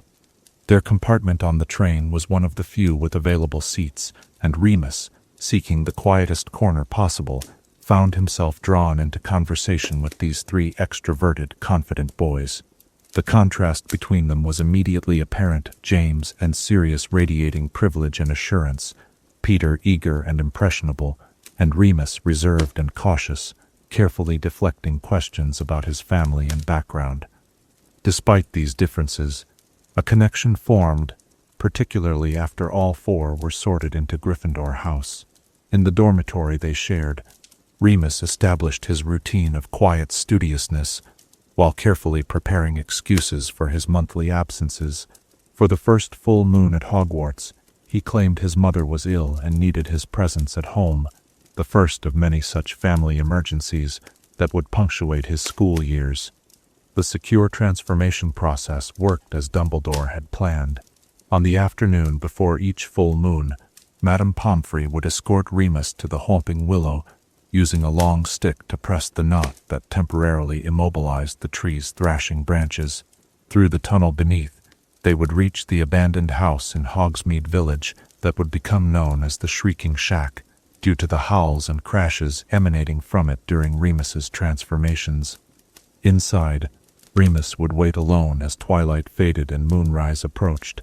The transformation itself remained excruciating, perhaps even more so in this unfamiliar environment. Without his parents' comforting presence before and after, the isolation felt more profound. Yet the arrangement allowed him to continue his education, returning to classes after each recovery period to find notes collected by professors who had been instructed to accommodate his chronic illness, without being informed of its specific nature. It was during his second year at Hogwarts that Remus's carefully constructed facade began to show cracks. His dorm mates, particularly the observant and naturally suspicious Sirius Black, had noticed the pattern of his disappearances always coinciding with the full moon. Initially, their theories ranged from dramatic to absurd, but gradually the evidence pointed toward the truth that Remus so desperately sought to hide. The confrontation Remus had feared since his first day at Hogwarts finally came in the winter of their second year. Returning to the dormitory after a particularly difficult transformation that had left visible scratches on his face, he found James, Sirius, and Peter waiting with a lunar chart and a list of his absences. Their faces held not revulsion or fear as he had dreaded, but concern and, most surprisingly, excitement. Far from rejecting him, his friends declared his lycanthropy brilliant in the hyperbolic fashion of 13-year-old boys discovering something forbidden and dramatic. More importantly, beneath their youthful bravado lay genuine acceptance. When Remus, voice shaking, asked if they would prefer he moved to different accommodations, James responded with characteristic definitiveness. "Don't be stupid. We just need to figure out how to make it easier for you." This acceptance represented a turning point in Remus's life, the first time people his own age had learned his secret and chosen to stand beside him regardless. The relief was overwhelming, though tempered by lingering anxiety about whether this acceptance would last once they fully understood the reality of his condition. He need not have worried. Over the next several years, his three friends would demonstrate their commitment in a way Remus could never have imagined. Upon learning that werewolves are dangerous only to humans, not to animals, James, Sirius, and Peter undertook the extraordinarily difficult process of becoming animagi wizards who could transform into animals at will. This advanced magic, rarely accomplished even by adult wizards and strictly regulated by the ministry, represented years of secret research and practice, all undertaken to accompany Remus during his transformations. By their 5th year at Hogwarts, they had succeeded. James could transform into a stag, Sirius into a large black dog, and Peter into a rat. With these animal forms, they could safely join Remus during full moons, their presence helping to calm the werewolf and direct its energy toward exploration rather than self-injury. Together, the 4 friends, now calling themselves the Marauders, and using the nicknames Moony, Prongs, Padfoot, and Wormtail, roamed the Hogwarts grounds and Hogsmeade Village during full moons, having adventures that would become legend within the school. For Remus, these nights represented an astonishing transformation of their own kind. Though he still lost his human consciousness during the change, the wolf's behavior was profoundly altered by the presence of animal companions. The self-inflicted injuries decreased dramatically, and for the first time since his initial bite, the full moon became associated with friendship rather than solely with pain and isolation. This period represented the happiest of Remus's life. Academically gifted, he excelled in defense against the dark arts and charms, earning respect from professors who saw in him a thoughtful, mature student. Though never a prefect due to his condition, he was well liked by his peers, his quiet humor and kind nature balancing the more boisterous personalities of James and Sirius. While he occasionally felt compelled to rein in his friends' more extreme pranks and rule-breaking, Remus also participated in creating their legacy, including the remarkable Marauder's map. Yet, even in these golden years, shadows remained. As news of disappearances and mysterious deaths began to filter into Hogwarts, the first indications of Lord Voldemort's rising power, Remus couldn't help but notice how discussions of undesirable elements in wizarding society increasingly affected him personally. Anti-werewolf sentiment, always present but now intensifying, served as a sobering reminder that the acceptance he found at Hogwarts was the exception rather than the rule in the broader wizarding world. Upon graduation in 1978, this reality became painfully apparent. While James, Sirius, and Peter moved forward with plans for careers and independent lives, Remus encountered barrier after barrier. Despite excellent scores, job applications were rejected when background checks revealed his monthly illness. Ministry registration requirements for werewolves ostensibly for public safety, but effectively creating a blacklist further limited his opportunities. The contrast between his academic promise and his restricted future grew increasingly stark. As the First Wizarding War escalated, Remus, along with his friends, joined the original Order of the Phoenix, Dumbledore's secret organization opposing Voldemort. Here, Remus's condition actually proved advantageous for certain missions, particularly infiltrating werewolf communities that Voldemort was attempting to recruit. These assignments, while valuable to the Order's efforts, took a psychological toll, forcing Remus to confront aspects of werewolf society from which he had been largely sheltered. Many of the werewolves he encountered had embraced their condition in ways Remus found disturbing, particularly followers of Fenrir Greyback, who deliberately positioned themselves near potential victims during full moons. Others had been so marginalized by wizarding society that Voldemort's promises of freedom and revenge held genuine appeal. Navigating these communities required Remus to maintain a careful balance, gathering intelligence without either exposing his true allegiance or compromising his deeply held principles about not using his condition to harm others. These war years brought both solidarity and growing tensions. While Order work provided purpose and community, the increasing atmosphere of suspicion affected even the Marauders. When intelligence suggested a traitor within the Order, painful doubts emerged. Remus's unexplained absences during werewolf infiltration missions, combined with traditional prejudices about werewolves' trustworthiness, led even Sirius to harbor suspicions against him, a development that wounded Remus deeply, though he rarely spoke of it. Then came the devastating night of October 31st, 1981. While the wizarding world would remember this as the fall of Voldemort and the survival of Harry Potter, for Remus it marked the collapse of his entire support system. James and Lily Potter murdered. Peter Pettigrew allegedly killed by Sirius, along with 12 Muggle bystanders. Sirius imprisoned in Azkaban as an apparent traitor. Within 24 hours, everyone who had accepted Remus despite his condition was gone. The years that followed were perhaps the darkest of Remus's life. Without the support network of the Order and his closest friends, he drifted between temporary magical and Muggle jobs, living in increasingly shabby accommodations as finances dwindled. His werewolf condition, difficult even in the best circumstances, became nearly unmanageable without the presence of his fellow marauders during transformations. Physical health deteriorated as wounds from self-inflicted injuries during full moons accumulated, healing more slowly with age and inadequate nutrition. Through these difficult years, Remus maintained contact with Dumbledore, one of the few constants in his life. The Hogwarts headmaster provided occasional employment for discreet tasks and, perhaps more importantly, continued to treat Remus with the dignity often denied him elsewhere. Yet even Dumbledore's influence couldn't counter the growing anti-werewolf legislation championed by ministry officials like Dolores Umbridge, which further restricted employment opportunities and living situations for those with lycanthropy.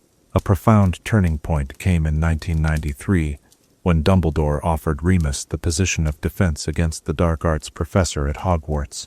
The timing was significant. Sirius Black had recently escaped from Azkaban, and Dumbledore believed Remus's intimate knowledge of his former friend might prove valuable in protecting Harry Potter, now a student at the school. For Remus, the position offered not only financial stability, but a return to the place where he had experienced his greatest happiness. Imagine Remus's complex emotions as he boarded the Hogwarts Express that September now as Professor Lupin, rather than student Remus. Dressed in shabby, carefully mended robes that betrayed his years of poverty, his light brown hair now streaked with gray, despite being only 33 years old, face lined with premature age and bearing new scars. Yet beneath this worn exterior remained the same thoughtful intelligence and fundamental kindness that had always defined him.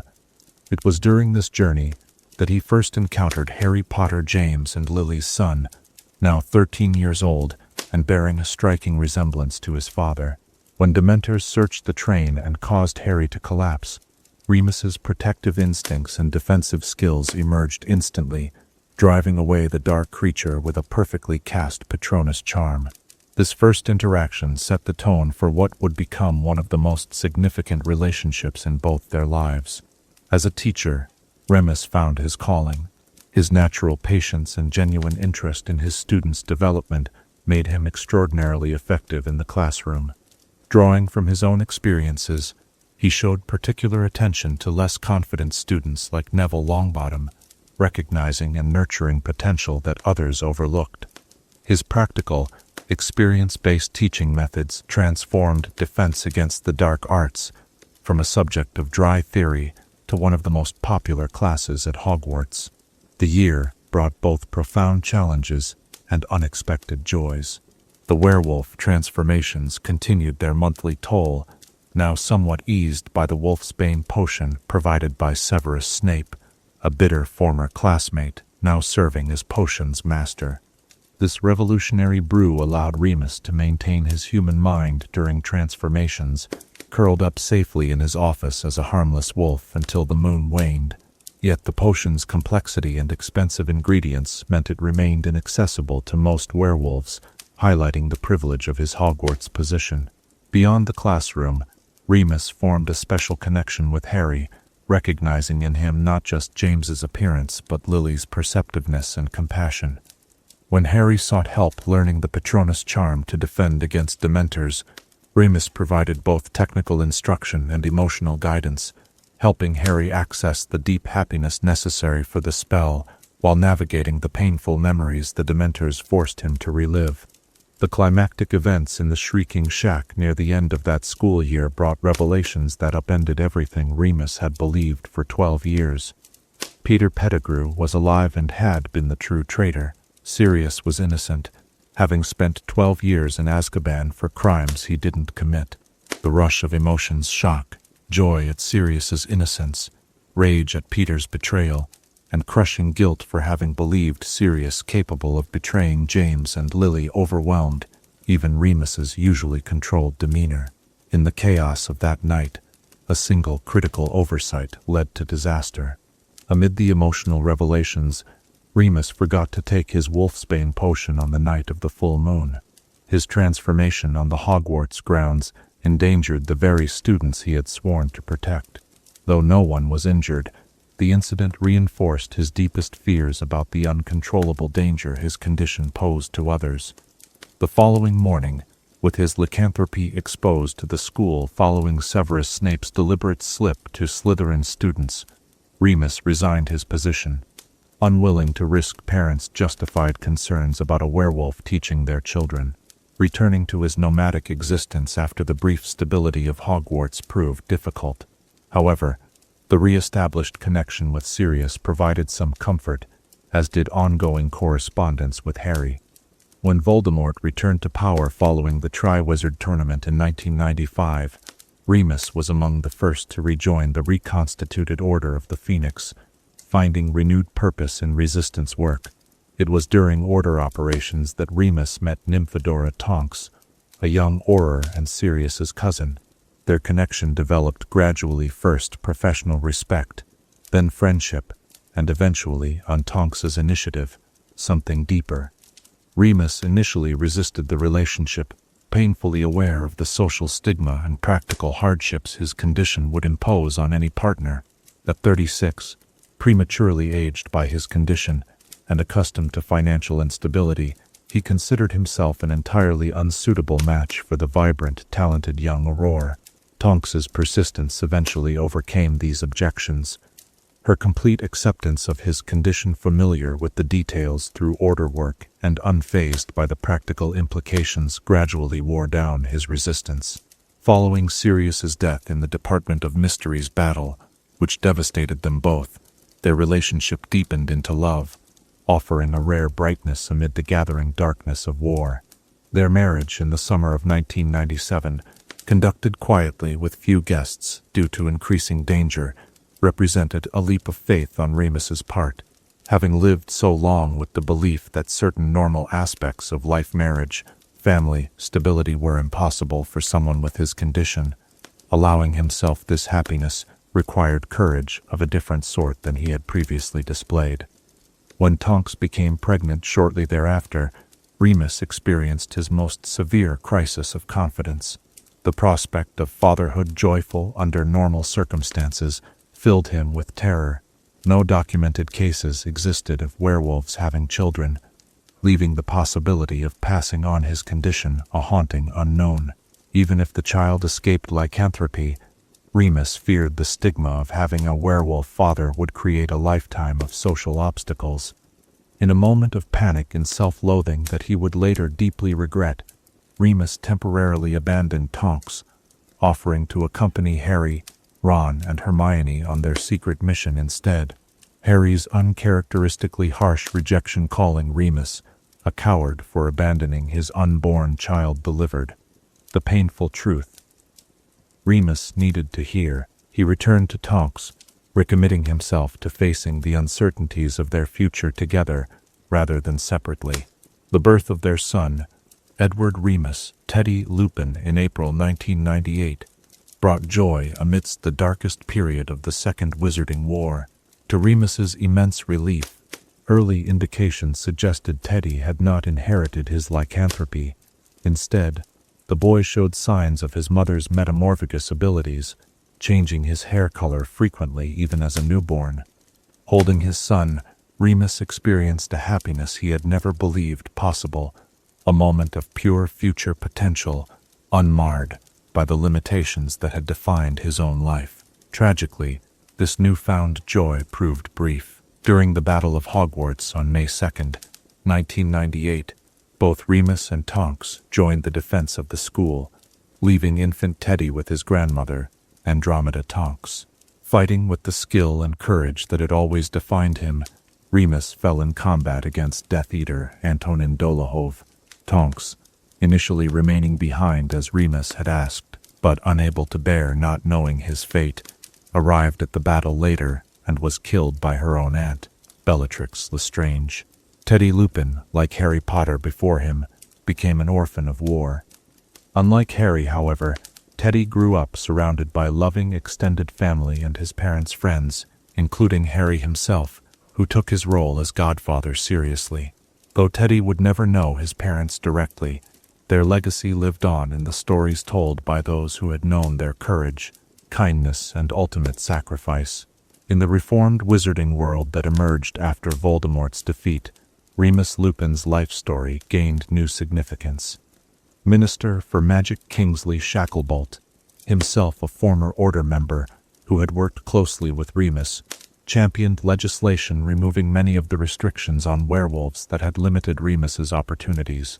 The Lupin Registry, established to provide support rather than surveillance, offered free wolfsbane potion and medical care to registered werewolf services that might have transformed Remus's life had they existed during his time. At Hogwarts, Remus's brief tenure as a professor is remembered as exemplary, with his practical teaching methods influencing Defense Against the Dark Arts curriculum reforms. More significantly, his story became part of wizarding education about discrimination and prejudice.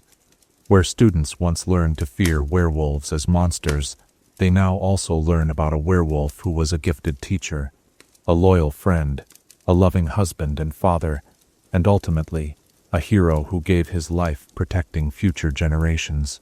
The quiet courage that defined Remus Lupin was not the dramatic bravery often celebrated in wizarding stories.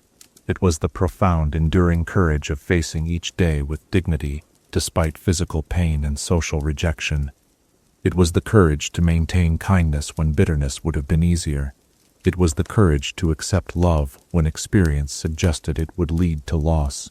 It was the courage to see his condition as only one aspect of his identity, not its definition. As our exploration of Remus Lupin's remarkable life draws to a close, the darkness outside deepens, and perhaps the moon rises full or crescent, or somewhere in between, continuing its eternal cycle as it did throughout Remus's life, both burden and celestial timekeeper.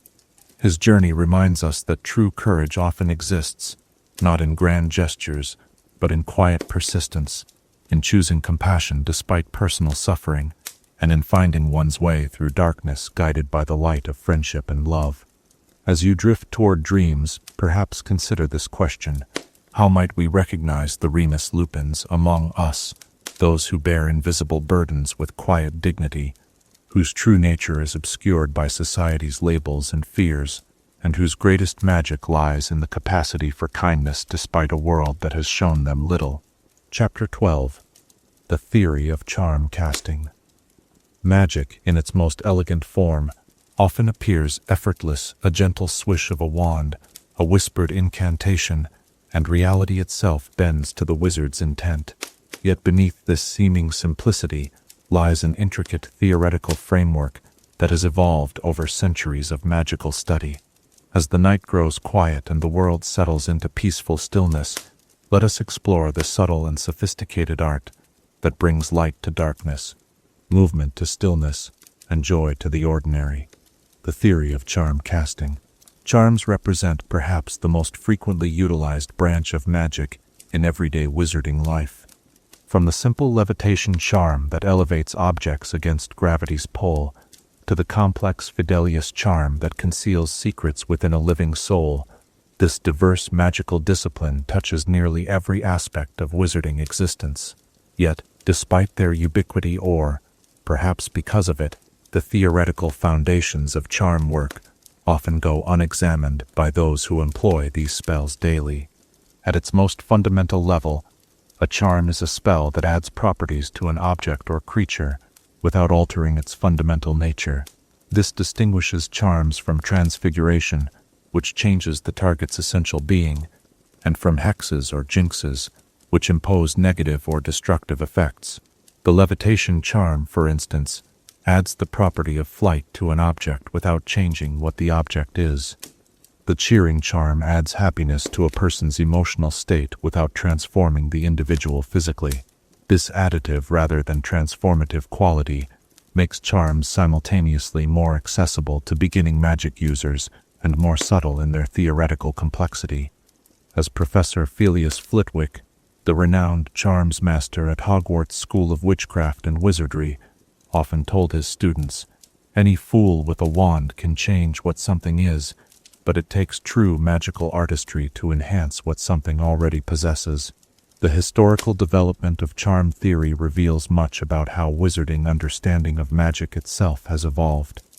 Ancient magical traditions rarely distinguished between different types of spells, viewing all magical effects as manifestations of the same mystical force. Early Egyptian wizards, for instance, recorded hieroglyphic spells that combined what modern practitioners would separate into charms, transfigurations, and even certain aspects of potion making, seeing these as merely different expressions of unified magical power. The first systematic categorization of charms as a distinct magical discipline emerged in classical Greece, where the philosopher-wizard Apollonius of Tyana identified what he called qualities of enhancement as opposed to qualities of transformation.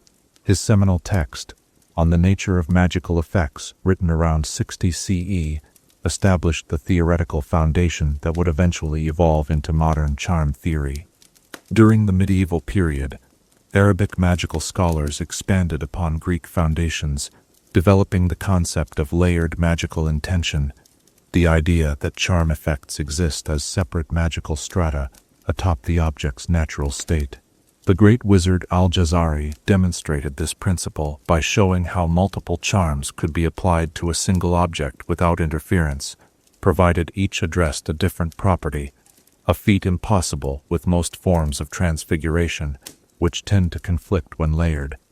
European magical theory during the Renaissance further refined these concepts, particularly through the work of Francisca Mundia, whose comprehensive categorization of charms and their mechanisms, 1538, established the three fundamental principles that remain central to charm theory today: intent, incantation, and inflection.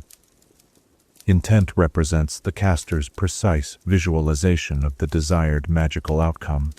Unlike some magical disciplines where general desire suffices, charm work requires exceptional clarity of purpose.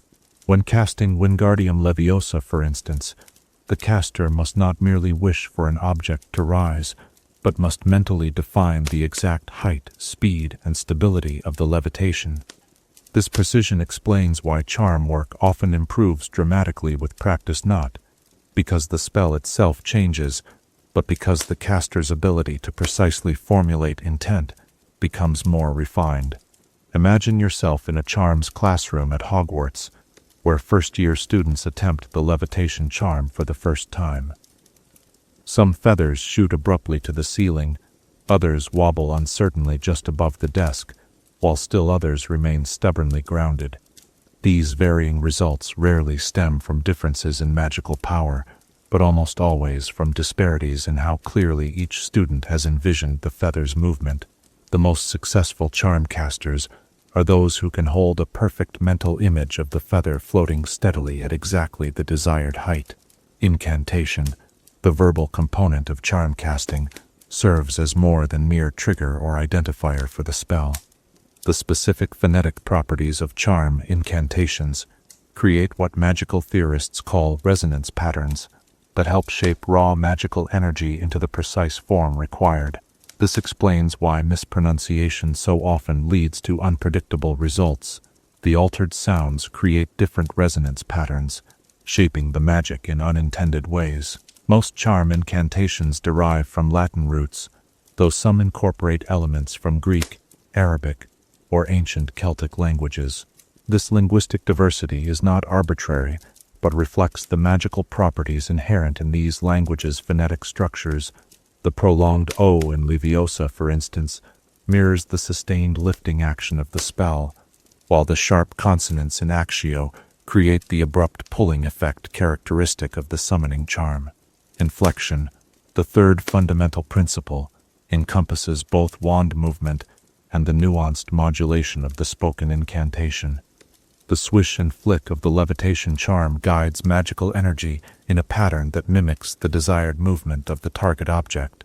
Similarly, rising vocal pitch often accompanies charms that elevate or expand, while falling pitch characterizes those that diminish or contract.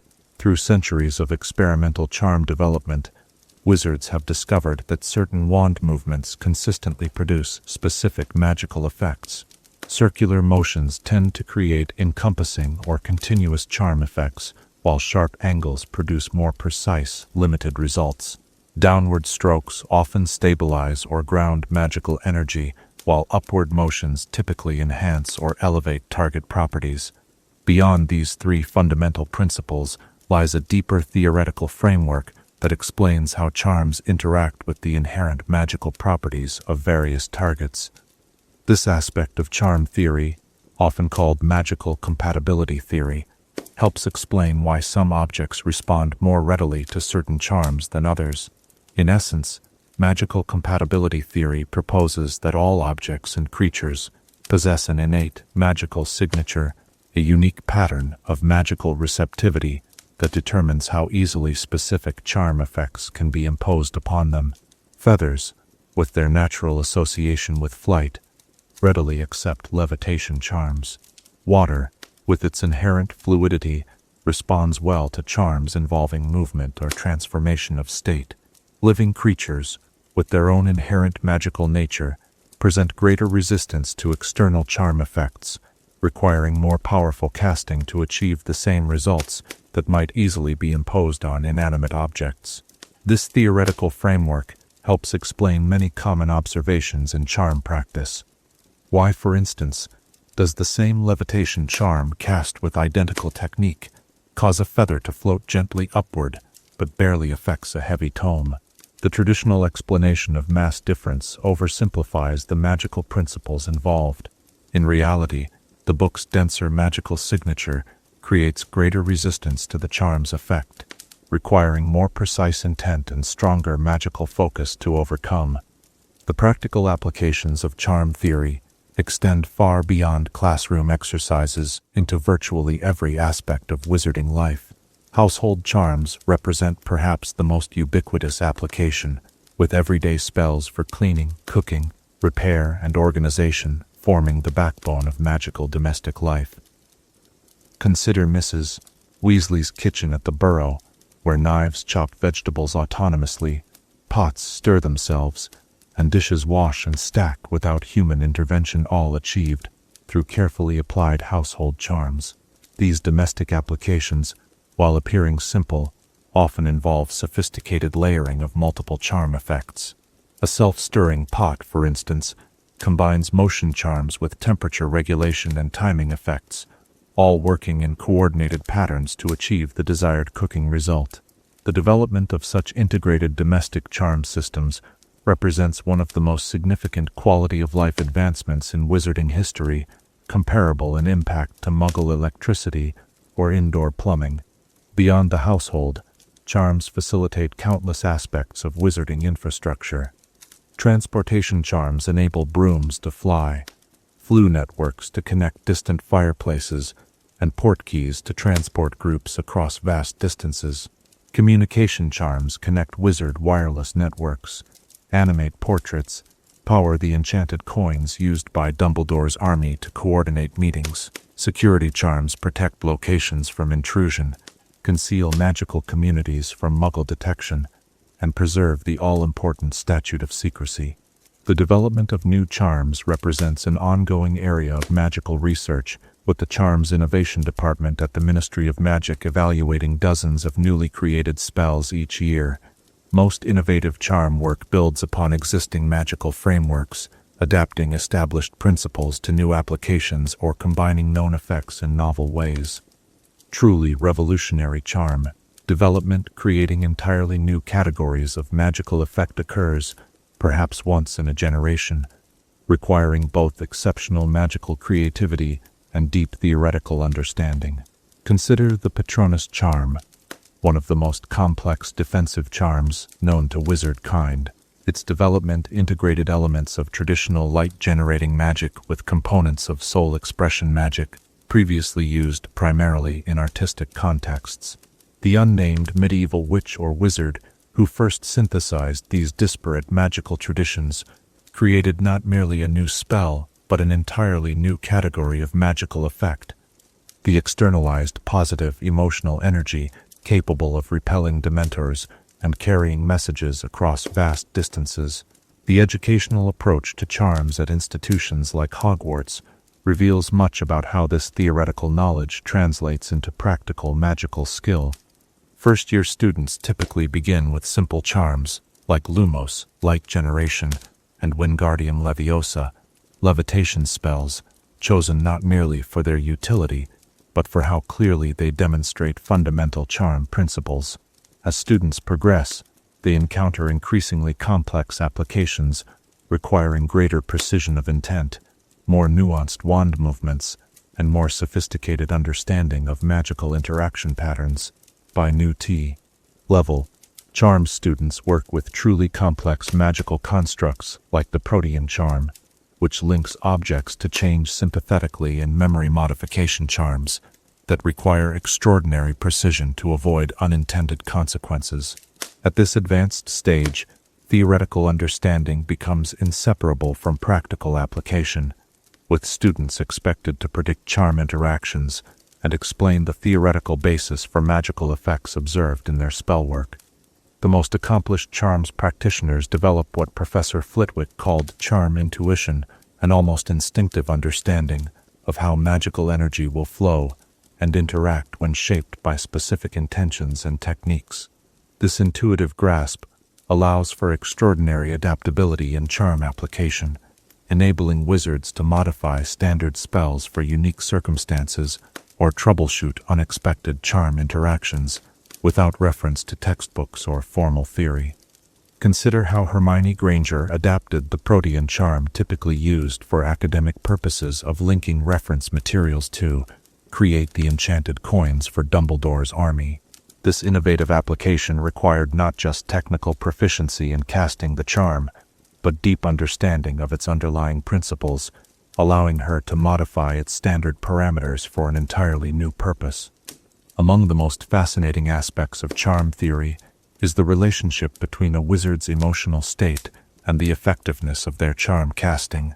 Unlike curses or jinxes, which often draw power from negative emotions like anger or hatred, charms generally perform best when cast from positive emotional states. The most dramatic example of this emotional component is the Patronus charm, which requires the caster to access genuinely happy memories to achieve full effectiveness. This emotional dimension extends beyond explicitly happiness-dependent charms. Studies conducted by the Department of Magical Education consistently show that charm proficiency drops significantly during periods of depression or extreme stress, while positive emotional states enhance precision and power across the entire spectrum of charm effects.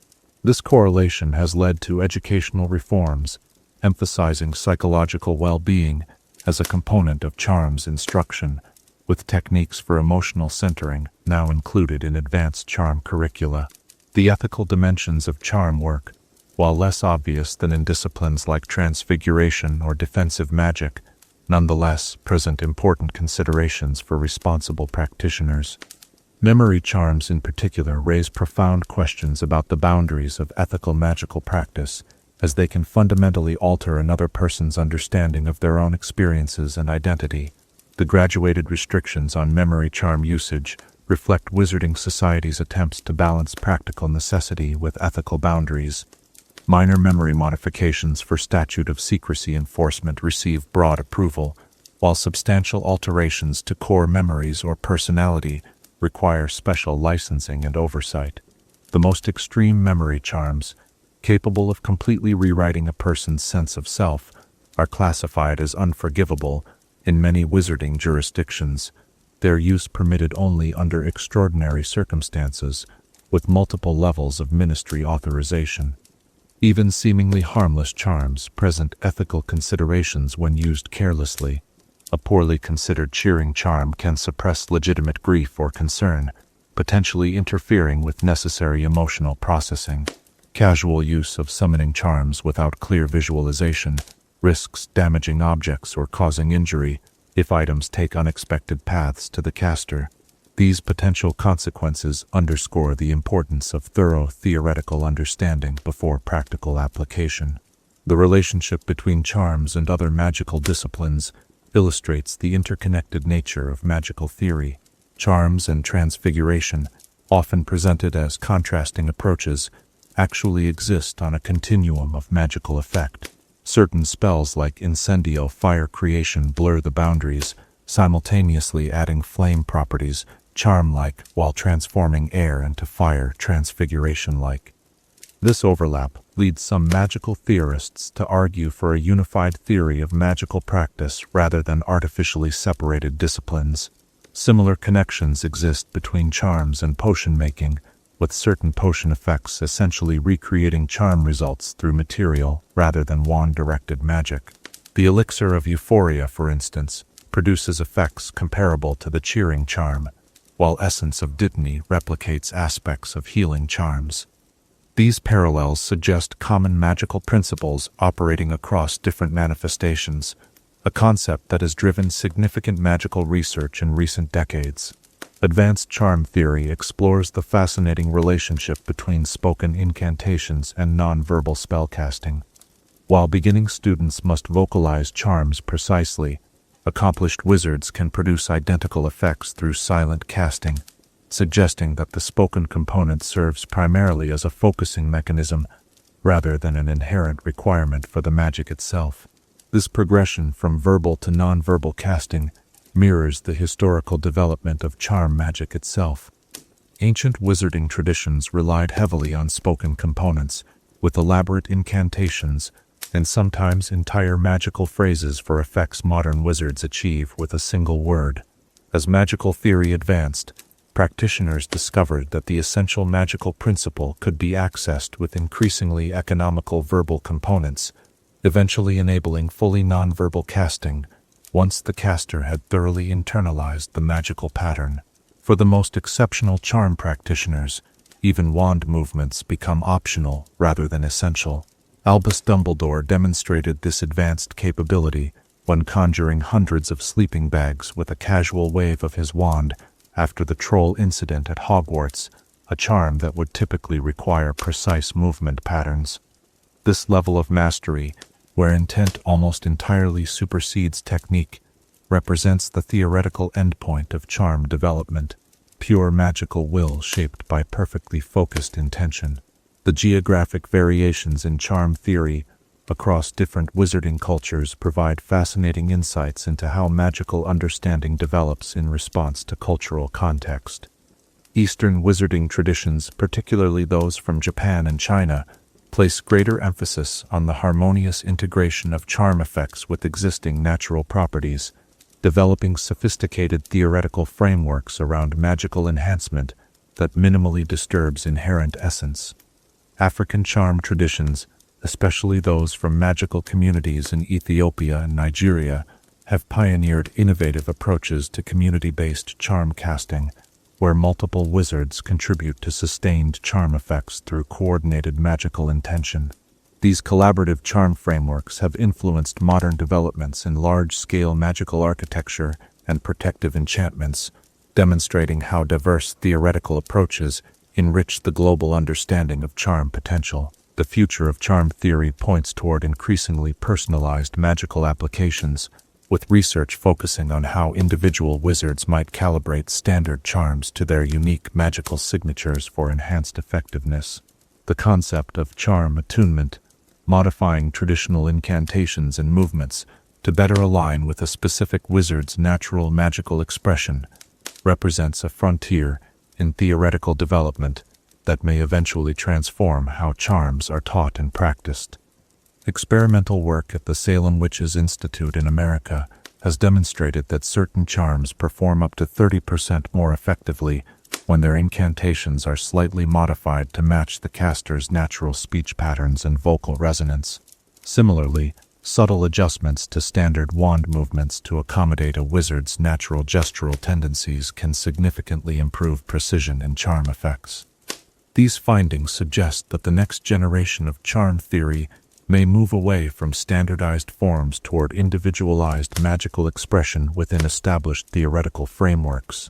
As our exploration of charm theory draws to a close, we might reflect on how this branch of magic, perhaps more than any other, exemplifies the beautiful integration of precision and creativity that characterizes the finest wizarding traditions. Unlike the rigid formulations of alchemical practice or the wild transformations of Transfiguration, charm work exists in the delicate balance between structure and imagination, between established pattern and personal expression, in the gentle illumination of a lumos charm, in the joyful expression of a perfectly cast Patronus, in the practical convenience of a well-executed household spell. We find magic that enhances rather than alters, that adds wonder to the ordinary rather than replacing it with something else. Perhaps this explains why charms remain the most frequently used magic in daily wizarding life. They represent not an escape from reality, but an enhancement of it, bringing out the potential for beauty, convenience, and joy that exists within the world as we find it. The night grows late now, and our theoretical explorations fade with the waning hours. As you drift toward dreams, perhaps consider this question: what unseen charms might already exist in the ordinary world around you, waiting only for the right combination of intention, incantation, and imaginative vision to reveal their magic?